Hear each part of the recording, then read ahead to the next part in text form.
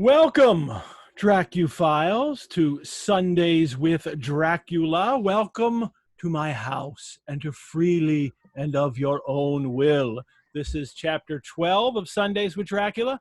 I am Edward G. Pettit of The Rosenbach in Philadelphia, which is the home of Bram Stoker's notes for Dracula, over 100 pages of outlines, early plot ideas, and research notes compiled by the author over the 7 years he developed and wrote the book. It is an extraordinary record of the conception and development of a novel. We will certainly see something from Stoker's notes today. And joining me as co-hosts are Sheffield Gothic's own Mary Going and Dr. Lauren Nixon. Welcome to you both. Hello, nice to be back. Good. It's great having you back. So, I'll talk to you in a little bit, and I'm so looking forward to delving into this chapter with you today. I'm glad you guys are on the show today. Because what we do here on Sundays with Dracula is delineate, explicate, elucidate Bram Stoker's novel about bloodsuckers in the 1890s, one chapter at a time for 27 weeks. I have co-hosts joining me each week to create a kind of conversational annotation of the entire novel. And Bram Stoker's notes are just one of the gems of the Rosenbach's collections. And while we're all still in pandemic stay-at-home mode, you can go online, you can see some of our collections guides, there's gallery gateways of past exhibitions, there's other virtual programs and courses we're creating, lots of interesting things for you to do, as well as Sundays with Dracula. We have our virtual courses have already begun. We have 3 running right now. We have a 4th one coming up, and it starts in about a week and a half on August 6th. And let me tell you a little bit about that right now. That is, if you go to our website and you go into programs, virtual courses, look at this fabulous course that we have coming up. Starts on August 6th. African American detective fiction sharpens the gaze. Before you can read me, you've got to learn how to see me. This is a great course put together by an excellent African American detective fiction scholar. There is such a thing, of course, because we hired her, and that's Norlisha Crawford, who is absolutely tremendous. And the picture here is of Chester Himes, the one author in this course that she's put together that I know pretty well from reading his noir crime novels from the mid 20th century. But it's going to be 4 novels over time, over 4 months, 4 monthly meetings starting in August. This is a really cool course. One that I will also be taking. So not only can you take this course with a great professor and learn this great little area of literature, I'm in your class. I'm one of your classmates. So it'll be a lot of fun. I really can't wait for that one to start. If you'd also just like to make a donation to help us continue to make great shows like Sundays with Dracula, or become a member, and I get to keep making great shows like Sundays with Dracula, you just go to our website, you click on the support tab, any amount helps. I also have some really exciting Dracula-inspired course that will be starting up soon, but I'm going to talk about that a little later in our mid-break. And actually, I've tipped off Mary and Lauren, but they don't even know everything. I'm planning all kinds of programs related to Dracula, vampires, and merchandise. As some of you seen, we put a poll out on our Facebook group to see what kind of merchandise you guys want. So I've got a lot of stuff that's going to start rolling out soon. Just a little teaser. I'm not ready to make announcements yet. Remember, during the show today, if you're watching live on Zoom, you can use the chat to talk amongst yourselves. But if you have a question for myself, for Mary, for Lauren, please use that Q&A box so we will get that question to us. Mary, let's start with you. What's new? Not a lot, really.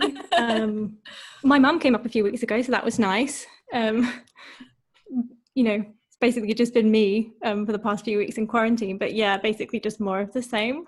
Does your mom like this kind of stuff? Dracula, vampires, Gothic? Did you get it from your parents, or? So I think I definitely got my love of books from my mum. She's probably not as into the Gothic as I am, but she definitely indulges me a lot, which I'm very thankful for. So a few years ago, my mum and I went to Transylvania and did the whole Dracula tour. Went to Bram Castle and Sigishwara, which is the home place of Vlad Tepes. So that was a nice trip. Cool. For me, and to spend time with my mom. So yeah, probably not as into it as me, but yeah, she puts up with it. Excellent. Well, it's nice to have company during the pandemic, during the lockdown, whatever we're going to call it, the quarantine. So that's nice to hear. Lauren, what's new with you? Well, my doctorate was officially approved by the Senate, so I'm now legally allowed to call myself doctor. There you go. Which is nice. That's a lot of years of hard work finally paid off. Well, It has, yes. And what's the name? And the name of your PhD again is? My PhD is called This Trade of Death, and it's War and the Figure of the Soldier in Gothic Fiction, 1764 to 1823. Was that This Trade of Death? Is that from a particular work? Yeah, so it's actually from the letters of Charlotte Smith. Smith was very prolific, both romantic poet and Gothic writer. She also wrote a lot of historical romances, really novels of all sorts. She wrote to support her family because her husband was the absolute worst, as you find out when you read her letters. And in 1794, her son joined the army because she didn't have enough money to send him to university. So he petitioned his grandfather's trust to let him have a few £100s to purchase an ensign. So he purchased an ensign, went off to war. Britain had just joined the war with the Allied European forces against the revolutionaries. And he was there for about 6 months. And then at the siege of Dunkirk, his leg was blown off. And he had suffered this horrendous injury. He was crippled for life, and Smith was just completely traumatized by the event. And she writes this amazing series of letters where she's imagining what he will be like before she's actually seen him. So I think it's months between her finding out, and she finds out weeks after it's actually happened because of how slow mail was going from the front back to England. And she finally finds out, and she just can't bear the thought. She can't conjure this image. She ends up writing these really abject horror scenes in these letters. And she starts railing against war and the military. And there's this fantastic bit where she calls the army this trade of death. And she talks about this profession, that's taking these young men and mutilating them and crippling them and killing them, when they're being gloried as icons of the nation or heroes. And I was right towards the end of the PhD. I had another title before and someone stole it from me, so I was like desperately trying to find something else to call it. Mary was sat next to me, happened to be reading Charlotte Smith's letters for a completely different reason, and was like, did you know that Smith's son was a soldier? And then 20 minutes later she was like, did you know that he was injured at war? Did you know that she was writing about it? And I was like, no, send it to me. And yeah, there's just this series of like 10 or 12 letters where she just talks about the horror of like her son's crippled body, like from war, and her just absolute abhorrence of this idea that they're supposed to send their young men off.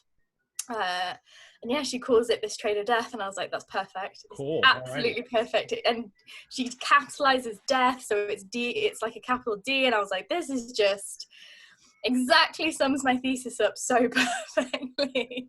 So I claimed it, and now it's mine. There you go. And Mary, what a good scholarly friend you are to, Yeah, it was really great. I sat there reading it, and I kept writing this list of, you should read this letter on this page, and you should read this bit on this page, and I just went, you need to read all of these.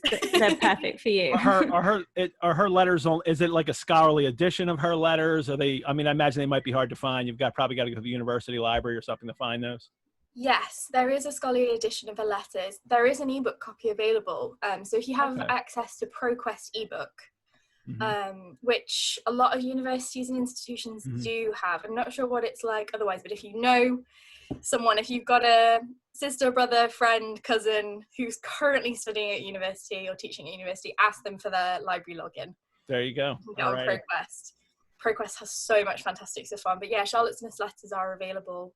I think there's an older edition that you can probably get on Google Books, but the newer critical edition is really good and it's got lots of context. I'm always leery of older editions too because of how much they used to edit things out that weren't necessarily proper, especially for women's works. So, right. Very much so.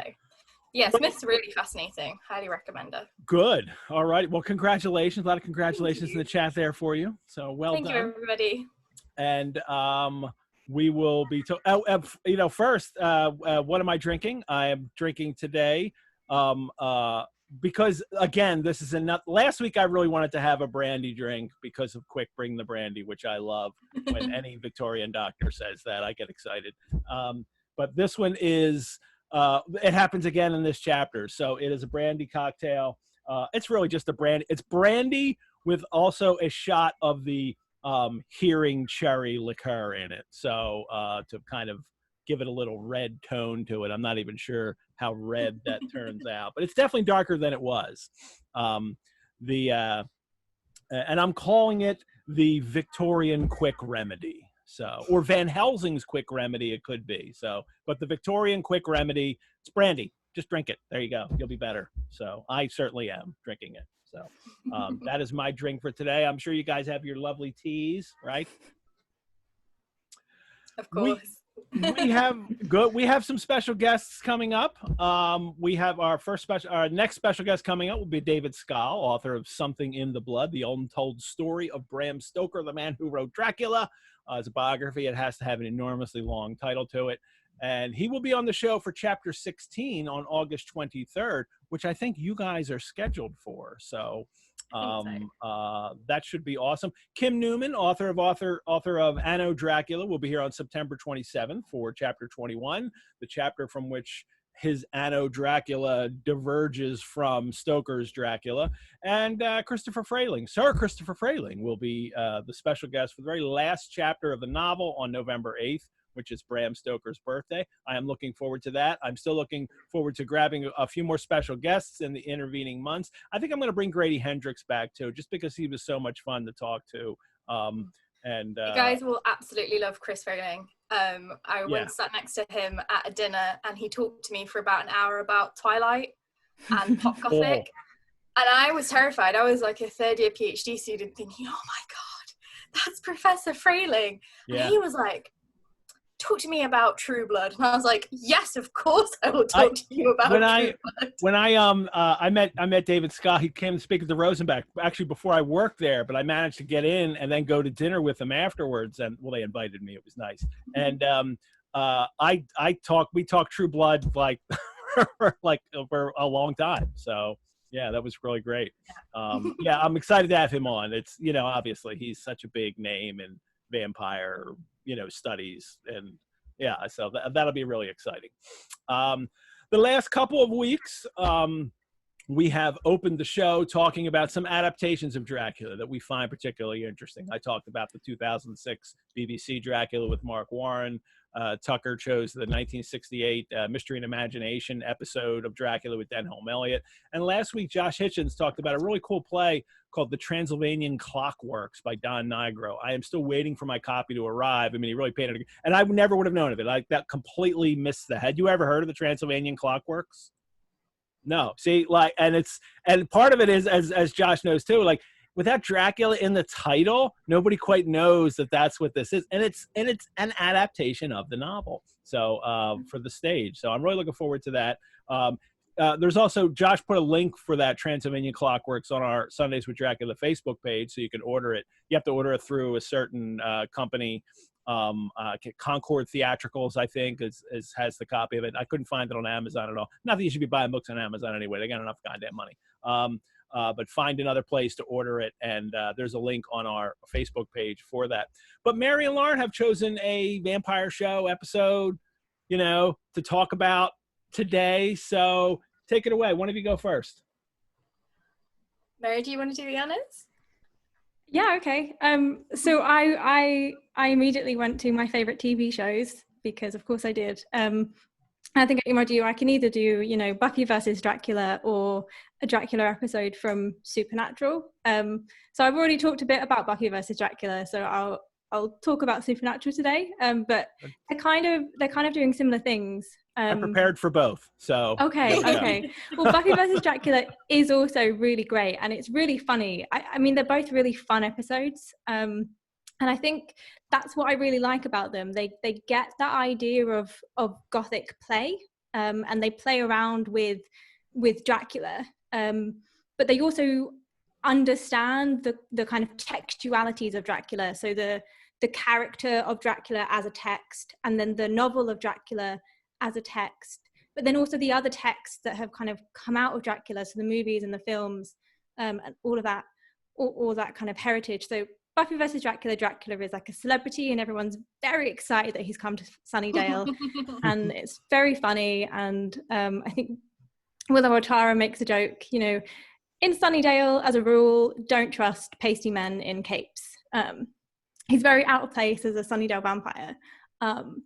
Supernatural, the episode, does it slightly differently. It's technically not Dracula, it's someone playing Dracula.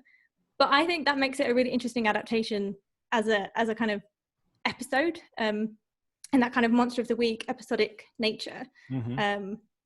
And the episode, so it's season 4, episode 5, and it originally aired in 2008. And if anyone's not familiar with Supernatural, it's basically two brothers driving around America in a 67 Chevy Impala, listening to hard rock and killing monsters and saving people. That's the kind of, you know, basic of the show. And this one, they're going to Pennsylvania, and the whole episode is shot in black and white. And they make a joke about how they're finally doing a black and white case, and they're going to investigate a vampire attack. And they get there and they look at it, and this... I can play the opening credit. Do you want me to play the opening credits? Because they do this nice thing where they make it look like an old film. Yeah, it's really great. You can see how much love has gone into the kind of the construction of it in that way. Yeah, if you've got it. I have it queued up here on Netflix, because you can watch Supernatural on Netflix, or at least in America, if your Netflix account will have Supernatural. And let me share it here.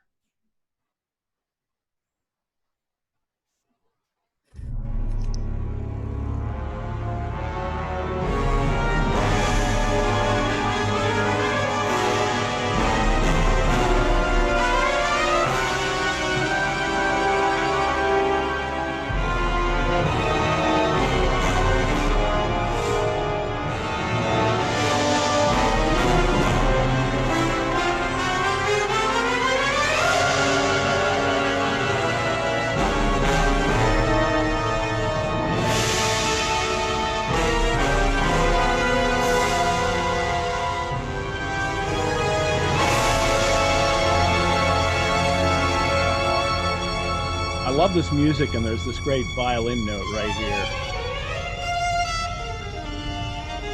And then we'll just play to see the sign as they go by.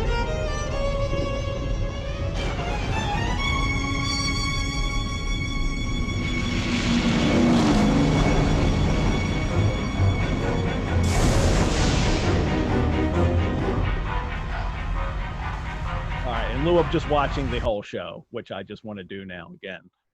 As I watched it last night. So I don't know if everyone saw that. I'm not sure if there's something to do with Netflix and copyright. But if anyone didn't see the screen, then you can still hear that music. Did it really? Just imagine the kind of do that. That's fascinating. There we go. Yeah, Netflix might have blocked us from showing it to everybody. Everybody just went black. I didn't realize that. There you go. But you can kind of get a sense with the music, and the credits are in black and white. The music does the job. And the music does the job, yeah. I mean, I think, so this episode is written by Ben Edlund. And obviously I'm a massive Buffy nerd. So Ben Edlund was a writer on Angel, the spin-off show from Buffy. And he wrote the Angel episode Smile Time, which is the one where Angel gets turned into a puppet, which is hilarious and really funny. And all of Ben Edlund's episodes in Supernatural are also really funny and really great to watch. And this episode is essentially a kind of like a love letter to Universal monster films. So the main one being Bela Lugosi's Dracula, but the other ones mentioned in it, The Wolfman, Phantom of the Opera, Creature from the Black Lagoon, The Mummy. So essentially, the Winchester boys turn up to Pennsylvania during Oktoberfest. Everything's black and white. All of the murders are kind of shot in a really stylized way. That actually takes a lot of effort to do when you're crafting film. But to get that kind of, this looks like it's on a stage set and here's this fake smoke and that kind of, that atmosphere that evokes that kind of Universal horror horror feel. And they investigate a body and it's got two pinpricks, like 2 fan marks on its neck. But obviously in the Supernatural universe, if for those of you who don't know, their vampires are very distinct and the whole mouth is full of like sharp needle-like fangs. So the Winchesters are like, this is clearly not a vampire. What is it? And they investigate a witness who says, oh, I know exactly who killed this person. It was a Dracula. And then the same thing happens with the Wolfman and then the Mummy. And they turn up and they find all these props, like a kind of prop, like casket sort of thing, and dry ice as well to create that effect. So this monster is playing these characters and doing his own special effects, but his favorite one is Dracula. And the first encounter with him, he's dressed out like Bela Lugosi with the cape and with the Star of David medallion. And it's actually the Order of Saint Dragon. Isn't it Order of Saint George Dragon? I think something like that. Yeah, it's actually not a Star of David. But it looks anyway, like that. Yeah. But you know the medallion that I mean. Yeah. And that's exactly what he's wearing. And Dean pulls that off of him in their kind of kerfuffle, and then his ear also comes off, and they realize that it's a shapeshifter who is playing all of these characters. And then later they kind of go back to the novels, and he's after this one girl, this barmaid called Jamie, but he keeps calling her Mina. Mm-hmm. And there's another barmaid that works there, and she's called Lucy. And the shapeshifter monster keeps calling Dean Jonathan Harker, and eventually kidnaps Jamie and Dean, and it turns out that the Lucy character is another character that he's been playing, that this shapeshifter monster has been playing. I think he says it's the third bride from one of the films or something that didn't get the attention that he thought that she needed, and then takes him basically to his like lair in the basement, orders a pizza and asks, is there garlic on this pizza? Because a vampire wouldn't want garlic on the pizza, which is just a really funny scene. And then, yeah, I just think it's a really funny episode. And one of those fun love letters to the old Universal films too, you know. Exactly. Really, hits home. Yeah. And which is, as much as we do the novel here, Dracula's become just a bigger thing. And there's so many other adaptations that feed into who Dracula is, what Dracula is about, that it works as Dracula regardless of what adaptation you're watching. And that's why I think it's a really great episode. And I think you can watch the episode without watching the rest of Supernatural. There's 15 seasons, there's a lot of Supernatural, probably too much for a lot of people. But if you do like Dracula and you just want to watch this episode, you absolutely can, because there's so many Easter eggs to those old kind of Universal monster films that it will just be enjoyable, even if you don't understand the rest of the Supernatural stuff that's going on. But you have to find it on your own. I can't play it for you guys. So we'd have to do a watch party. So if we wanted to do that. Yeah. So good. Well, great. Thank you. I really enjoyed it. I hadn't seen that episode. I've seen very little Supernatural. I've seen like an occasional episode of it, but I didn't start watching it. And then you turn around and there were like 8 seasons, 9 seasons. I'm like, oh, I don't know if I'm going to start watching that now. But But I really like that one so much that I think well, we'll see. As if I don't have I enough think to do. Supernatural. I think Supernatural is great anyway. Especially if you do like that playfulness, that gothic playfulness. I think that's inherently part of, what is enjoyable for Supernatural for me. But there are 15 seasons. There's a lot of episodes. So if you don't want to commit that much, it's season 4, episode 5. And yeah, you can just watch that. I think you can find it on Netflix. Yeah, it's called Monster Movie, isn't it? Is that Monster the name of the Movie? episode? Yeah. Excellent. Lauren, you had something very interesting to talk about today too, and I wanted to play a clip, but it's not on Netflix. I wonder if YouTube will let me play a clip. I don't know. We'll see. YouTube should work, I think. Yeah, I think it does. Yeah. I wanted to play the intro to that. Do you want me to just play the intro before you even announce what it is? Well, they'll see it as soon as I share it. The name of it's gonna come up. Yeah, let's play the intro because the intro is fantastic. Let me see if I can get that on real quick. I'll try to enlarge it here so it's in full screen. They're still gonna see what it is as soon as it comes on. I think it's very serious, very faithful, very gothic adaptation. Yes. But here we go. I will start it. Oh, let me make sure it's not going to play a commercial first. It's not. We're good.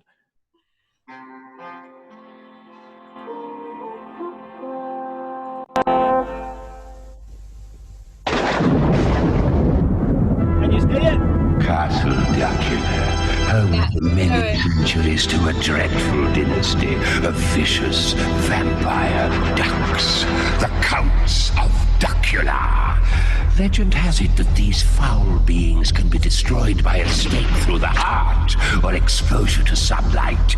This does not suffice, however, for they may be brought back to life by means of a secret rite that can be performed once a century when the moon is in the 8th house of Aquarius. Blood.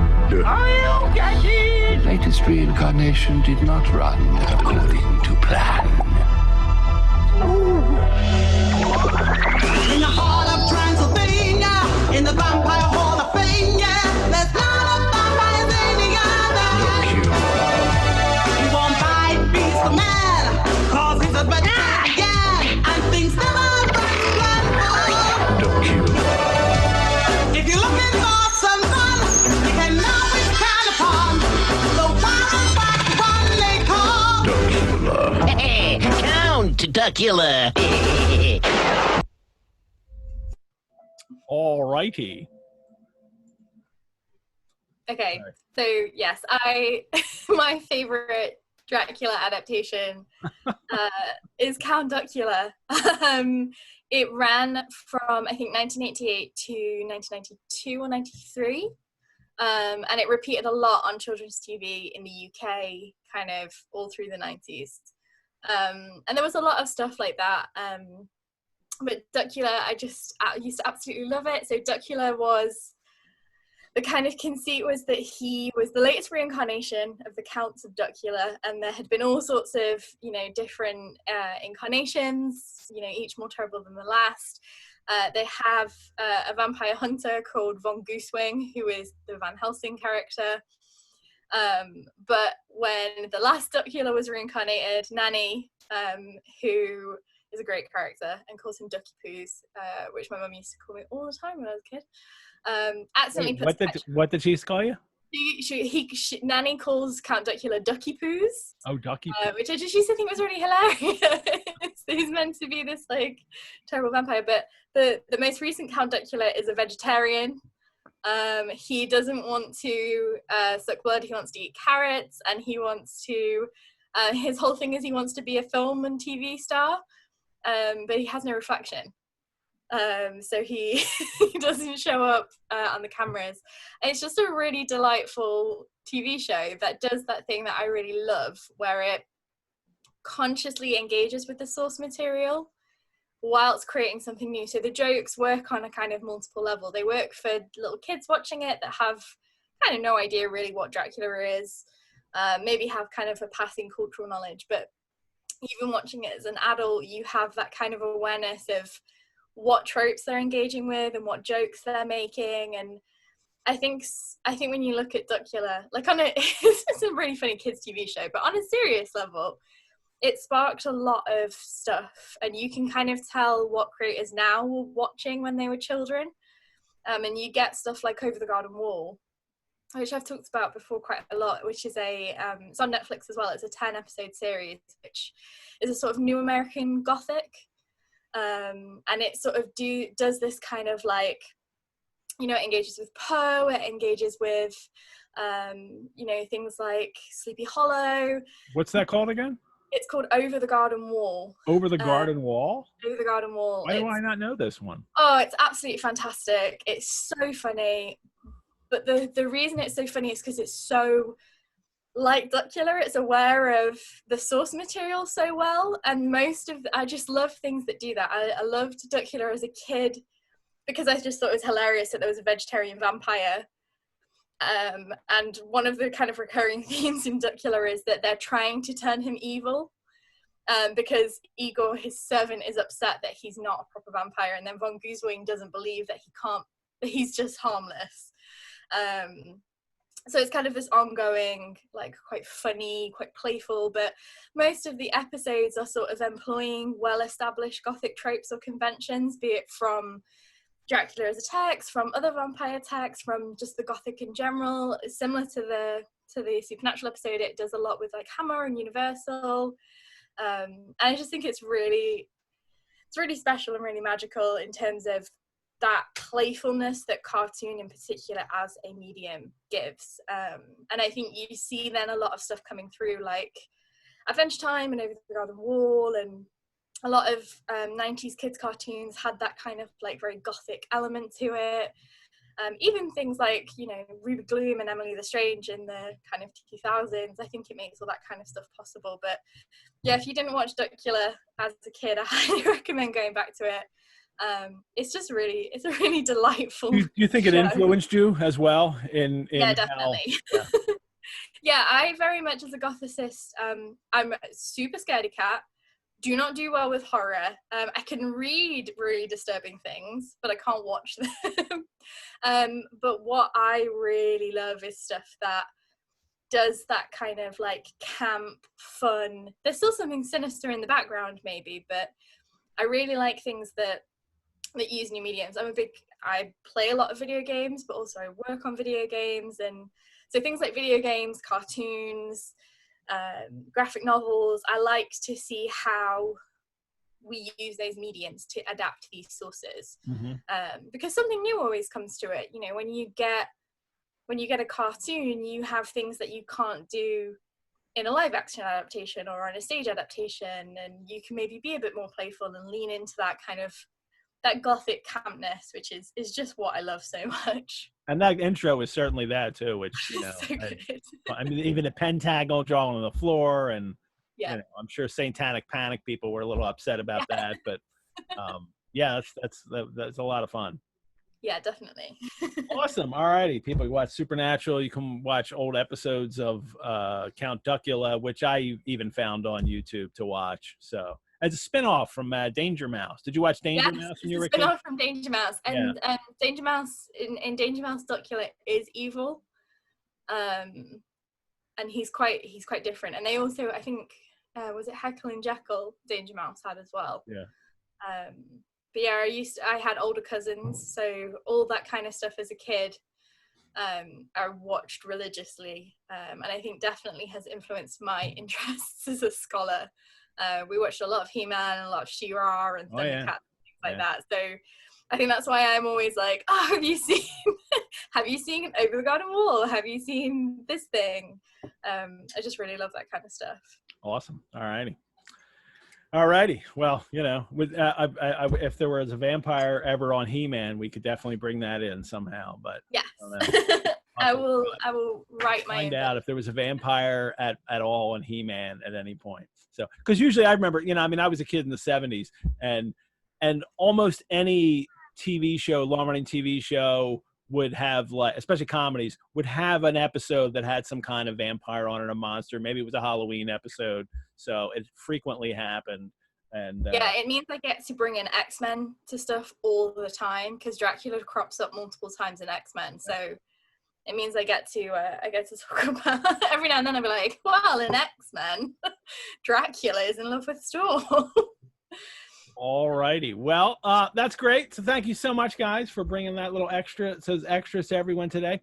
But we're all about the book here on Sundays with Dracula. So let us talk about Chapter 12.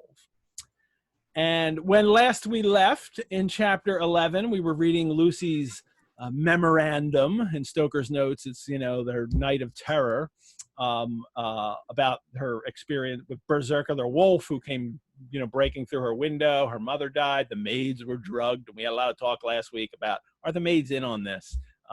Like they were the ones perhaps that let Dracula into the house originally. I think and maybe it was her mother under his power. Maybe one of the maids under his power drugged the wine themselves. I don't know, but I love the idea of Dracula gets in the house and goes down and puts laudanum in the sherry that the maids will then drink. And there's a lot of plot holes in that like, why would that happen? But Stoker's not really going to explain everything to us, which is also fun. And also, but the chapter ended with those kind of specks floating in the air, circling in the air around her, which we've seen all the way back at the castle, at Dracula's castle with Jonathan and the other. So that's Dracula is about to appear and feed on her. What turns out to be the last time, although he doesn't think it's the last time then. As we'll see in this chapter at one point, he's trying to come back for a last snack. So chapter 12, we cut back to Seward's diary, 18 September. I drove at once to Hillingham and arrived early. Keeping my cab at the gate, I went up the avenue alone. I knocked gently, rang as quietly as possible, feared to disturb Lucy or her mother. I cursed the laziness of the servants that they should lie abed at such an hour, for it was now 10 o'clock. So I wouldn't have been up, perhaps. So, but obviously if I was a servant, I'd have to be. There's a lot of treatment of servants in this chapter that we can hit. And it's like, and we're like, there's like an immediate ring to it that we're going to talk about how we treat the servants in this chapter right away from Seward. But he recognizes right away, as he should, that, there's something wrong here. A fear began to assail him. Was it indeed a house of death to which I had come too late? And this is the big fear of him, because he knows he blew it once, and he was afraid to tell Van Helsing the same thing, like, don't be overconfident at this. And he finds that every window and door is locked. For Seward, that's like that wouldn't compute, because then how would Dracula come in and out? But we understand that he doesn't need open doors and windows once he's been invited in. And Van Helsing arrives. I fear we are too late. God's will be done. Like, thanks for bucking me up here. And then, but he follows that right up with his usual recuperative energy. He went on that Van Helsing thinks the worst, will throw that right out there, that this is the worst situation we can deal with. There is no hope. But he has a kind of energy that energizes Seward. It energizes characters later. And it's part of his superpowers, that he can do that he can be so energetic to create things, to fight back against the evil that they have to fight back against. It's just a lot of plot setup. There's iron bars on the house, on the windows that they have to cut through with a saw to get in. And the first note that I would really kind of hit here where again, it's about the servants, that they find the 4 servant women lying on the floor. There was no need to think them dead, and their stertorous breathing and the acrid smell of laudanum in the room left no doubt as their condition. We can attend to them later. And then they rush right up to Lucy. So I get it. I mean, you checked them out, right? Like, all right, we see what's going on. You're just passed out. Let's go. You really do need to go find out about Lucy. Maybe one of them could have gone to find out about Lucy. One of them could have maybe checked on them. But these are class differences here that, you know, that they're not as important as the beautiful woman, you know, upper class woman that lives in the house.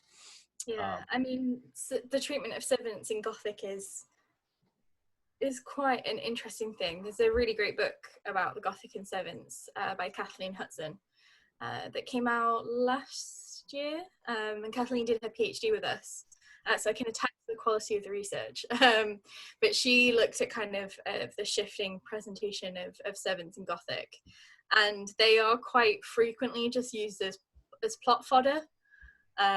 Like in Latham's The Midnight Bell, which is one of Austen's horrid novels, there's a scene where he's taking this duke, or he's a baron or something, around this mine, and the baron's beloved manservant who served him all his life falls down the mine and dies. It's only afforded a single sentence, and the baron's apparently heartbroken, but immediately is offered a new manservant and is absolutely fine. And it's that kind of very, like, there's almost an interchangeability, a sort of, well, one servant's as good as another servant. It makes me think of the old Tarzan movies and the racist ways that the natives are portrayed. They're like carrying the supplies on them. One of them falls off and they're like, oh no, all those supplies are gone. Yeah. Like nobody cares about the guy that just was killed falling off a cliff. But is it any different in Gothic than it is in, you know, other non-Gothic novels? Is it just a class division that is going to be the same thing across all genres, or do you think there's any kind of twist that happens with Gothic? Yes, and I think that's kind of, Kathleen's work does this a lot in detail, because the Gothic is transgressive and subversive. Obviously it can also be conservative, and it can reinforce, and it often does reinforce, class hierarchies, but it often sort of, you know, sometimes the servant is an aggravator. So in something like Mysteries of Udolpho, Annette is the reason that Emily falls prey to superstition, because she's constantly like, oh, mademoiselle, this is haunted, we're gonna die, like all of this terrible stuff's gonna happen. But then you have Ludovico, who's the male servant, and he's very brave, he's very bold, he saves the women, he's like, I'll go and sleep tonight in this haunted place to make sure it's safe.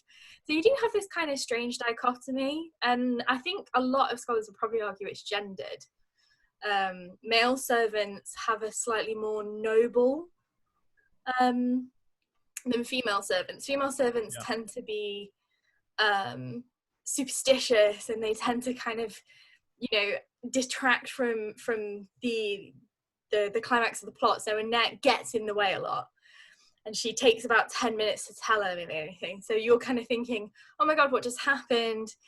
You know, it's tense and suspenseful. Mm-hmm. And Annette's like, well, first of all, I was downstairs and the monsieur was being this, and then this was happening, and such was wearing a purple dress, and Emily's like, get to the point.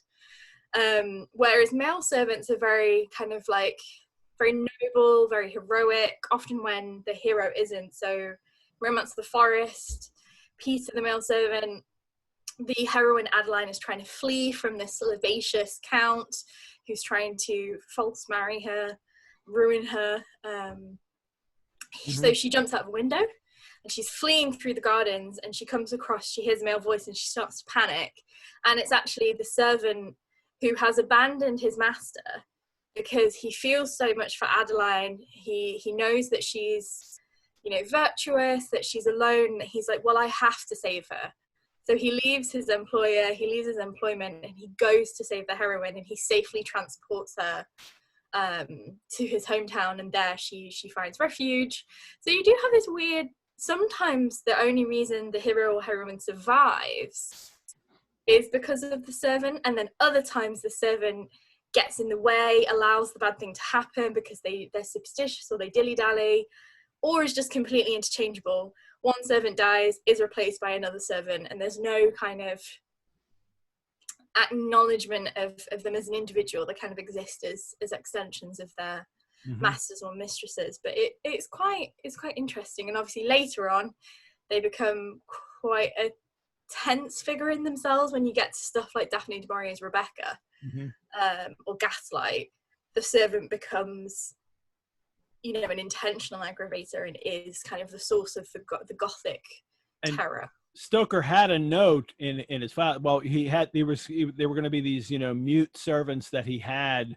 And then one of them, in one note, it talks about how the servant has a secret, knows something about Dracula. And then that was going to be developed. And so that is perhaps why the servant can even live, is that, he has this secret that could be revealed if maybe Dracula kills him or something. So, Stoker was intending to do something with servants, and we would have had that, but then decided that Dracula shouldn't have a servant, and then unintentionally creating the image of Dracula's making Jonathan's bed, and when Jonathan's out of the room, that's what would have to happen. But we'll have more on these servants in a little bit. But let's get to Lucy and her mother, and they come up. And Seward has that line, "How shall I describe what we saw?" Well, I hope you're going to describe it, because we need to know. On the bed lay the two women. The sheet has been blown back off of Lucy's mother and shows her drawn white face and a look of fixed terror upon it.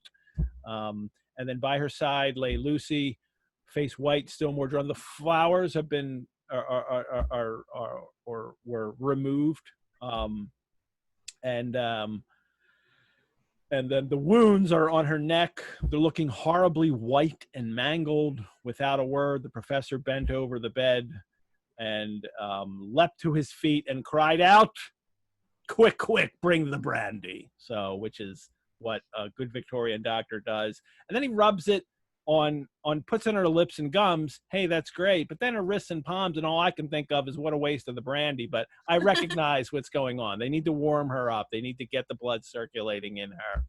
And then this horribly cruel remark. What does he say? Read that. What if you read that? What he says, "I can do all this." I can do this, all that can be at present. You go wake those maids, flick them in the face with a wet towel and flick them hard. Make them get heat and fire and a warm bath. This poor soul is nearly as cold as that beside her. She will need to be heated before we can do anything more. Flick them in the face with a wet towel and flick them hard. And this is partly Van Helsing. He is stern. This is a job to do. Let's get to it.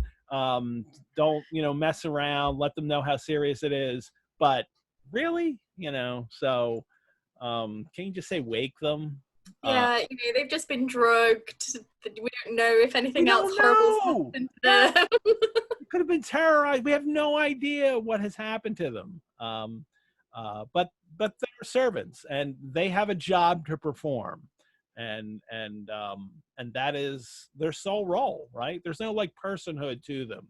It's just they have a role. They have to do something for us, and that's all that they have to do. So when Seward goes down, one of them's even a young girl, and he doesn't flick he actually says, "I found little difficulty in waking them." So Seward's actually nice about it. I'm imagining he's not flicking him in the face with a wet towel. And at least the young girl, he takes her and puts her on a sofa and he lets her sleep. But of course they're all crying and sobbing in a hysterical manner. I was stern with them, however, and would not let them talk. Got to lecture the women on, being hysterical. And Seward takes control of them, which is what the man is supposed to do in this situation in the Victorian novel, and especially in this novel. That the men take control of the women, and it's interesting how often that fails in this novel as well. And is Stoker aware of how much it fails, that when the men try to take care of the women, they fail? I always wonder this. Is this another, we talked about this a few weeks ago when we were talking about the new woman. Is this another one of those unintentional kind of moments of masculine failure? Or is this intentional? It's quite if you imagine the scene physically, you've got Van Helsing and Seward fully dressed, having just arrived, Lucy and her mother, you know, dead and half dead in their night clothes. The maids are not dressed. They've all just been roused from being drugged. And they're rushing around, kind of trying to get Lucy in the bath to try and save her. At no point are the maids allowed to, you know, when they run to the door to answer Homewood's servant, one of them has to put clothes on. I do think this is a really odd scene, and it's very kind of, you know, it's very masculine entitlement, you know, well, don't be ridiculous, don't be hysterical, there's no reason for you to take the time to gather yourself or get dressed. We don't want to ask you what happened, we don't want to ask you if you have any ideas, we don't want to ask you, you know, any of your advice. We know what to do, we'll save her. And of course they don't, spoiler. Yeah, I do I do wonder that, you know, this happens so much in this novel, that you have men kind of assuming that they know the full story, that they know what's best, that they know what's right, and it almost never paying off completely without the input of a woman. Well, so I don't know. I think that makes Seward interesting here, because he is constantly baffled and talks about how constantly baffled he is. Now, we make lots of jokes about, like, what a terrible doctor you are, but he's honestly faced with this unknown situation, and at least he admits his bafflement all the time, which is nice about Mary. Where are you fall in all this? I think that's really interesting what you say about Seward, because I think especially in this scene as well, Van Helsing and Dracula are very much almost like pitted against one another. They're almost seen as like put in a binary, as it were. You know, they both break into Lucy's house. They both get someone else to break a window so that they can get in, and they're both fixated on Lucy. You know, that's the first thing that Van Helsing does when he gets in. He, you know, don't care about the servants, not really bothered about the body. Let me get the brandy and get a bath for Lucy. And it's the same with Dracula. You know, he's single-mindedly, you know, I need Lucy. I want her. She's mine. Quick, poison the sherry as Dracula comes in. Quick, poison the sherry. So he's going right for the booze too. Yeah, exactly. That it's been poisoned somehow, whether it was directly Dracula or whether he convinced or, you know, compelled a servant to poison the sherry. But they both have this level of hubris.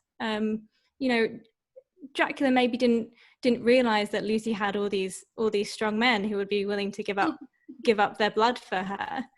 So maybe, you know, maybe thought she'll be my Dracula, she'll be my vampire bride before now. But again, also with Van Helsing, he doesn't tell Seward, and he purposefully doesn't tell Seward or anyone else what's going on. And I think part of the reason that especially Seward fails in the beginning is because he doesn't understand why he's being told to do the things. You know, why put garlic around the bedroom and around Lucy, and why make sure that she's watched at night carefully? And I think if Van Helsing had explained that, or at least, you know, explained a little bit of the why, then they wouldn't be in as much of this predicament as they would be now. Well, Van Helsing does have a reason, and it's the corn is not ripe reason. You know, it's like Seward is not ready. He's not ripe enough to understand a vampire yet. And I partly agree with that. The fact that, you know, like, if you're creating a world where nobody acknowledges or believes in the supernatural, to throw it out there at them is, oh, you're ridiculous. Like, yeah, and it takes, and Seward in some perverse way understands that Seward needs to see all this bad stuff happen before he'll be ready to accept it. The consequence, though, is that Lucy can't get the right treatment. So the real problem isn't that he doesn't inform him. The real problem isn't that that Van Helsing doesn't just stay in the house the entire time, never leave her room, is what he should be doing. So, because he understands. Awesome. Well, there's a little detail here too that I love when I see these details from Stoker, that fortunately the kitchen and boiler fires were still alive and there was no lack of hot water. And it's just such a throwaway little detail that Stoker always takes the time to throw these little details on there. Because I can imagine a Victorian reader, somebody in 1897 reading, like, if he doesn't have that line there, thinking like, wait a minute, how are they getting hot water? The boiler fires can't be lit in the house. Like, it's something I'm not thinking of. You turn on the tap for hot water, but they had to start fires for their hot water. And Stoker's always aware of these little details for his characters. There might be bigger plot holes dealing with the supernatural because he's not that careful about it, but little things like this I like. I tend to notice often and think that it's one of the signs that he's a good novelist, and aware of the world that he is putting together and how real he wants to make it seem. So one thing that I kind of stands out to me with this chapter is when Van Helsing says to Sue that they need to go and see what's happening. They say they go down to Lucy's mother, and the shutters had been opened, but the blinds were already down, with that obedience to the etiquette of death which the British woman of the lower classes always rigidly observes. Yeah. And this kind of late Victorian, late 19th century idea of death etiquette and mourning etiquette and kind of mourning and funeral processes. And I don't know how common knowledge this is, but lower class women, working class women were often kind of like the center point of funeral practices. So working class women kind of were responsible for much of mourning and funeral practices, either because they were the servants or because, you know, the hard work of things like the grave digging was being done by men, and they often would be the ones to kind of like lead the funeral processions or arrange the mourning or arrange the body. So you have this kind of really interesting connection, and it's kind of thrown in here by Stoker. But this would be something that a contemporary reader would be aware of. It's not a necessary line. It's not something like the boiler line that would be missed necessarily. And I always kind of find that attention being drawn there interesting, because I think that a contemporary reader would kind of assume that the servants would be doing their due diligence almost immediately. But it's really interesting that he draws attention to that class aspect and, you know, to the rigidness of the etiquette and the kind of obeying of the etiquette. I think it's just really interesting that that's a moment that he draws attention to. And he does a generalization too about British women lower classes, and we get death, gender, class all, you know, wrapped up here. It's such a big, you know, signifying sentence in a sense, as I came across it, and put it all in red. Make sure we hit that. So you hit it earlier than I was going to. So yes, absolutely. Mary, you there too? Yeah, I really love that detail, because I think in this period, you know, the Victorian period had so much of the culture of death and a culture of mourning, and, you know, Queen Victoria mourned her husband for like 40 years or something. So you have these rituals that were acted out by everyone in society, but definitely by this point, you know, who are the people who are leading the funeral processions, who are making the mourning clothes, who are making sure that the blinds are drawn, who are making sure that all those little rituals of death and mourning are seen to and adhered to. And like Lauren said, it is a gendered class thing. It would often be working class women that would do those details. And yeah, contemporary readers would be aware of that. Yeah. Absolutely. And it kind of brings attention to that tension within death itself, that on the one hand, you've got this post-romantic imagining of death that kind of reclaims some of its spectacle and some of its emotionality kind of post-Enlightenment. So we're talking kind of like, you have the Enlightenment, everybody starts to get very rational, death becomes this very natural thing, it loses a lot of its magic and illusion. Then you have the post-Napoleonic kind of, there's been this mass death, you have this very romantic imagining of death, and death becomes this very mystical, beautiful thing again, something of ritual. You have memorialization and eulogization and the return of the memento mori. I want to really hit death at the very end of the chapter when we can. Yes, but then at the end, you know, then on the other side, you've got the nitty gritty side of death, which is you've got to dress the body, you've got to make sure, you know, it doesn't set in rigor mortis in an awkward position, you've got to measure it for a coffin, you've got to put mourning clothes on it, and that's all the horrible stuff that no one wants to deal with. Yeah. So who has to deal with that? Lower class women. Yeah, lower class women. So they don't get to have, I think that's kind of an interesting point, they don't get to have that romanticization with a capital R and a small r of death. And I think there's almost, again, that kind of superstition element coming back in again. You know, whenever we see lower class women in this novel, there is this kind of like archaicness to them. That kind of idea of etiquette kind of almost calls back to, I don't know, like to ritual. But yeah, it's just one of those moments that I think is really stark. Right before that, I just went to, there were a couple lines before that I went to too, and the first is a great line, especially for people reading for the first time and don't kind of know what's happening with Lucy yet or what will be her fate. And that's when Van Helsing says, "If that were all, I could stop here now." Oh, he's Seward. Seward's worried about, like, they have to treat Lucy, and you know that it was a stand-up fight with death, and in a pause told him so, and Van Helsing's response was, "If that were all, I would stop here and where we are now and let her fade away into peace, for I see no light in life over her horizon." That he recognized, I've given up, like she's it, like if this wasn't a vampire situation, I'd let her die at this point. Which is not what you're supposed to do as a doctor. But he's emphasizing there's more than her just dying here, that, you know, there are some eternal repercussions to her soul if we don't, you know, intervene.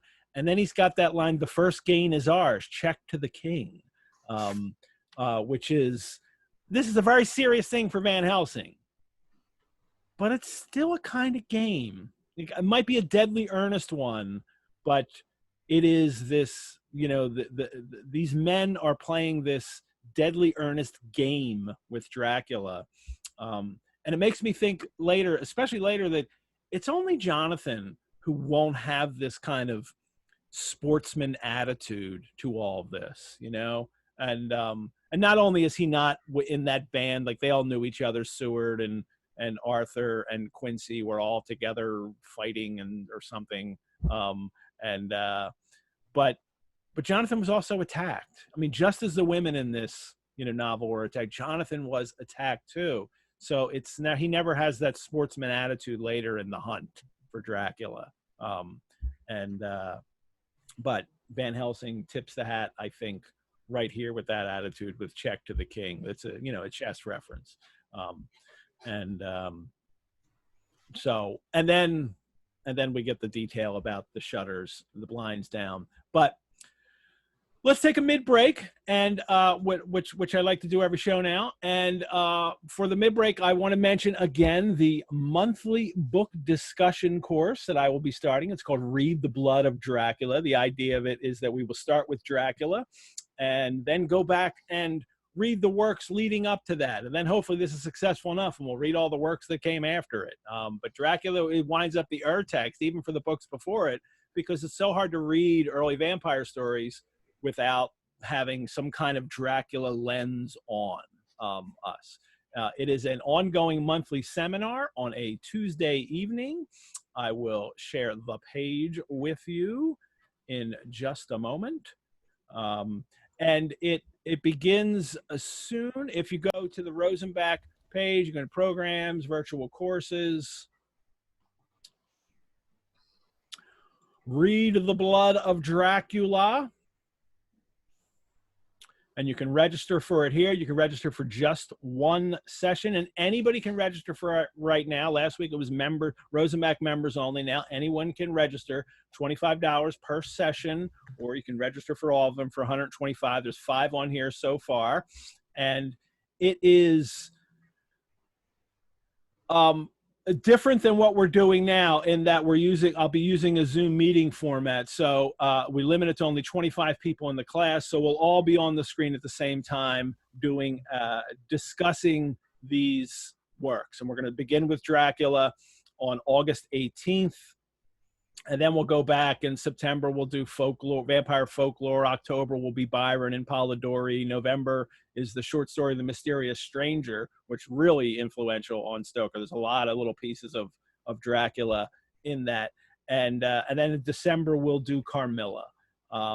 So I'm hoping if it's successful enough, we'll be able to next year continue it. I want to do I Am Legend. I want to do Martin's Fevered Dream. I want to do Kim Newman's Anno Dracula. The Historian by Elizabeth Kostova, especially because the Rosenbach's in the Historian, which is fun. And I'd love to do Varney the Vampire. Now, I know I can never get everyone to read all of Varney the Vampire. I've read it a couple times, but you got to be really, really committed to read all of Varney the Vampire. But the way it's broken down and the certain kind of story elements we could do. So anyway, Read the Blood of Dracula is available to register for now. I really hope, I would love to have some of the people, especially in the chat here, who are so knowledgeable and so into these works, Dracula and vampire works in general. I'd love to have you guys in a class with me to talk about this stuff. So do that now. Well, not now. Maybe wait till after the show. But you're on your screen. You can pull up another window and register for Read the Blood of Dracula. And as I mentioned, there'll be lots of other things coming up soon. I'll probably make an announcement next week about different programs and different ways that I'm trying to bring more vampire content, more monster content out there to you that we can all enjoy together. Back to the novel. Here we are, a big moment here, and this might wind up being a rabbit hole. We'll see. But before we hit that, there was a great question, and it's more of a general question. I thought this was a good place to hit it, and this was, and I sent this to you guys too. This is from Anastasia, Anastasia K, who has this question, and she's even, it's for you guys. Given that Lauren and Mary will be guests on Sunday's show, I have a rather broad question about the Gothic that I'm hoping you will find time to address. She writes, I know the Gothic originates with the 18th century Gothic novels, which, as far as I understand it, features female heroines in haunted Gothic architecture castles. But throughout the 19th century, the fictions that we term Gothic seem to have become much more heterogeneous. Everything from Poe stories to texts like Picture of Dorian Gray, few of which follow this original conceit of the haunted Gothic structure. Thus, I'm curious, what is it about a text that makes it Gothic fiction? But that's maybe too general. I mean, we can't have a Gothic text show. But more particularly, why do we tend to call Dracula a Gothic novel beyond the first few chapters, which are very 18th century Gothic novel in miniature? Mary's response to me over the email is, but is it Gothic? I'm obviously like, oh, this could be a game show, but is it Gothic? And then we go and hit whether or not it's Gothic. Mary, why don't you start with that? Is Dracula a Gothic novel? Dracula is absolutely a Gothic novel. So if you just go back in time a little bit to Horace Walpole, 1764, he publishes the Castle of Atranto, and it's a wild, crazy ghost story with lots of weird stuff happening, hauntings, and a giant helmet that crushes someone to death. And it includes this preface from someone in the North, I think William Marshall, who says this document is a translation from an Italian, I think it is, or Spanish monk. May or may not be true, but here's this Catholic story, and isn't it a bit weird and a bit scary? And a lot of people read this text and this preface and this weird ghost story and thought it was real, or at least thought, this monk clearly thought it was real. And you can kind of engage in that suspension of belief and think, oh, okay, I will read this and think that it's real. Obviously, it wasn't written by William Marshall or this monk, Onufrio Moralto. It's actually written by Horace Walpole, who was an MP at the time and the son of Britain's first Prime Minister. And he saw that the book did really well, so he came out and to to paraphrase Lauren, basically was like, it me. And basically shattered that kind of, that illusion, that barrier.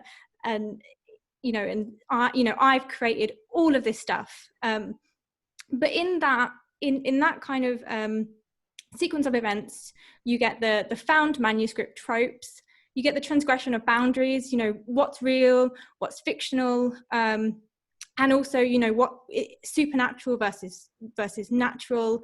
A lot of the themes, about transgression and the past coming back to haunt you. Mm-hmm.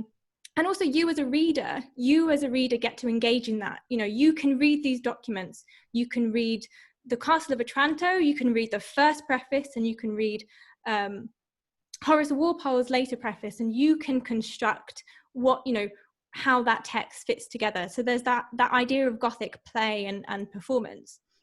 So you come to something like Dracula, and you've got all of these texts and documents and newspapers and letters and diary entries and memorandums and all these things.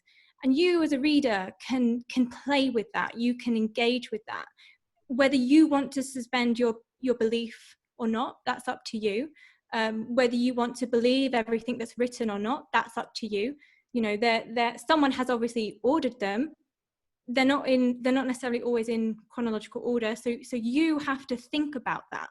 And then the actual texts themselves, do we think this is actually a vampire or not? Is there something natural or supernatural going on? Or are these just, are these people who just have very wild imaginations? And that idea as well of the boundary of the supernatural, or the threat of the supernatural, the fear of the supernatural, it engages in Edmund Burke. So Edmund Burke wrote in the 18th century his piece on the sublime and the uncanny, not the uncanny, just on the sublime. The sublime and the beautiful. Yeah. The sublime and the beautiful, that's it.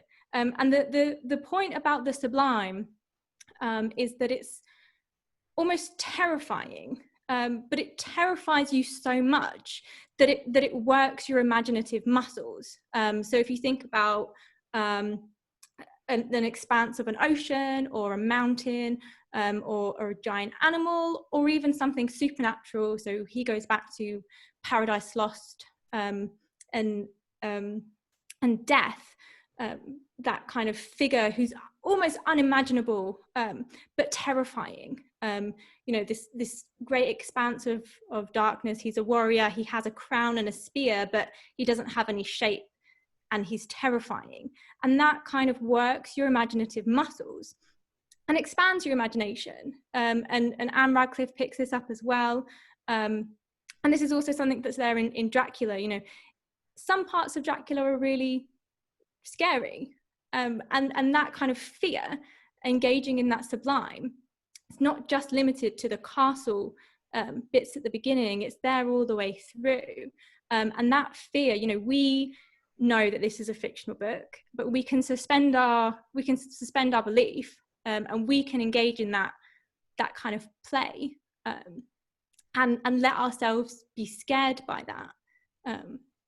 And I think, that's why this is a Gothic text.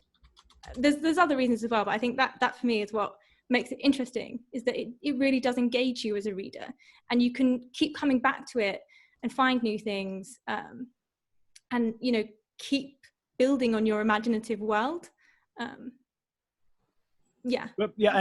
Lauren might be able to add to that.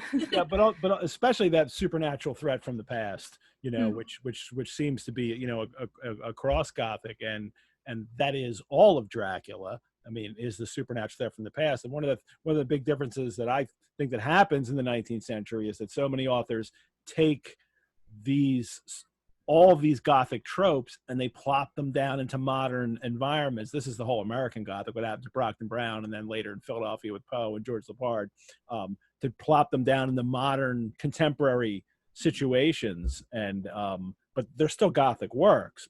But that's exactly it. It's terrifying because it's a recognizable Britain, London, Whitby. You as a reader could at the end of the 19th century be walking around and imagine that there's that there's a vampire lurking in your own society, and that again, you've got, it's not just a fear coming back from the past, but it's also here, and it's working your imaginative muscles. Even more terrifying because it's in our own world.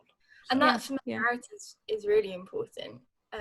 But just, I mean, Mary kind of has just summed it up so fantastically there, as she does. But I think that the other important thing to kind of think about, and I guess more to answer the rest of, you know, Mary's answered the Dracula half of that question, and I think you've done that really well, so I'm not going to go over the same ground. But to answer the rest of the question about what makes something Gothic in the first place, really you have to go back before the tropes and the conventions. You know, where do those conventions and tropes come from? And Gothic as a term is almost 2,000 years old. So the reason that we call it Gothic is because it's barbarous. So in the 3rd century, the Goths sack Rome. So the barbaric tribes of what we now consider to be Germany attack Rome. And Rome is considered in European mentality, particularly the white European mentality, to be the absolute epicenter of modernity, of culture, of humankind, of democracy. So Rome is imagined, particularly in the Renaissance, as being this wonderful center of human excellence. So for the Goths to sack Rome, that's the ultimate act of barbarousness. You're sacking and destroying, you know, the greatest civilization the world has ever known, supposedly. So Gothic and Goth becomes synonymous with barbaric. To be Gothic, to be barbarous, to be uncivilized, to be, you know, undemocratic is Gothic. So Gothic's first meaning, its first kind of imagining is barbarous. Then in the Renaissance, when you have this reclamation of Western European art and culture, you have a rejection of the medieval, because the medieval is now considered to be bad art. It's superstitious, it's ugly, it's dark, it's full of death, and it's full of superstition. The Renaissance is supposed to be a new age, not only of art, but of science. So it's kind of like, well, let's push aside dragons and changelings and fairies and superstitions. You know, we are going to be men of science, we're going to be men of learning. Let's reclaim all of these things. So you have in the Renaissance, so we get into kind of like the 16th and 17th century, the Gothic becomes a term for bad art. So everything medieval becomes Gothic. So Gothic is now not just barbarous or barbaric or uncivilized, it's now bad art. And by, as Alfred Longueuil calls it, by a trope, everything medieval becomes Gothic.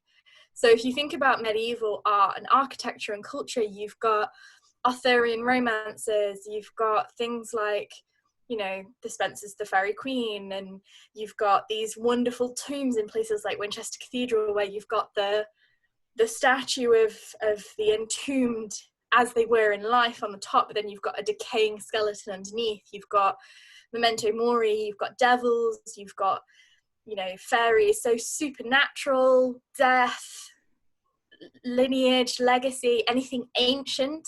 So Gothic comes to mean supernatural, barbarous, barbaric, uncivilized, death.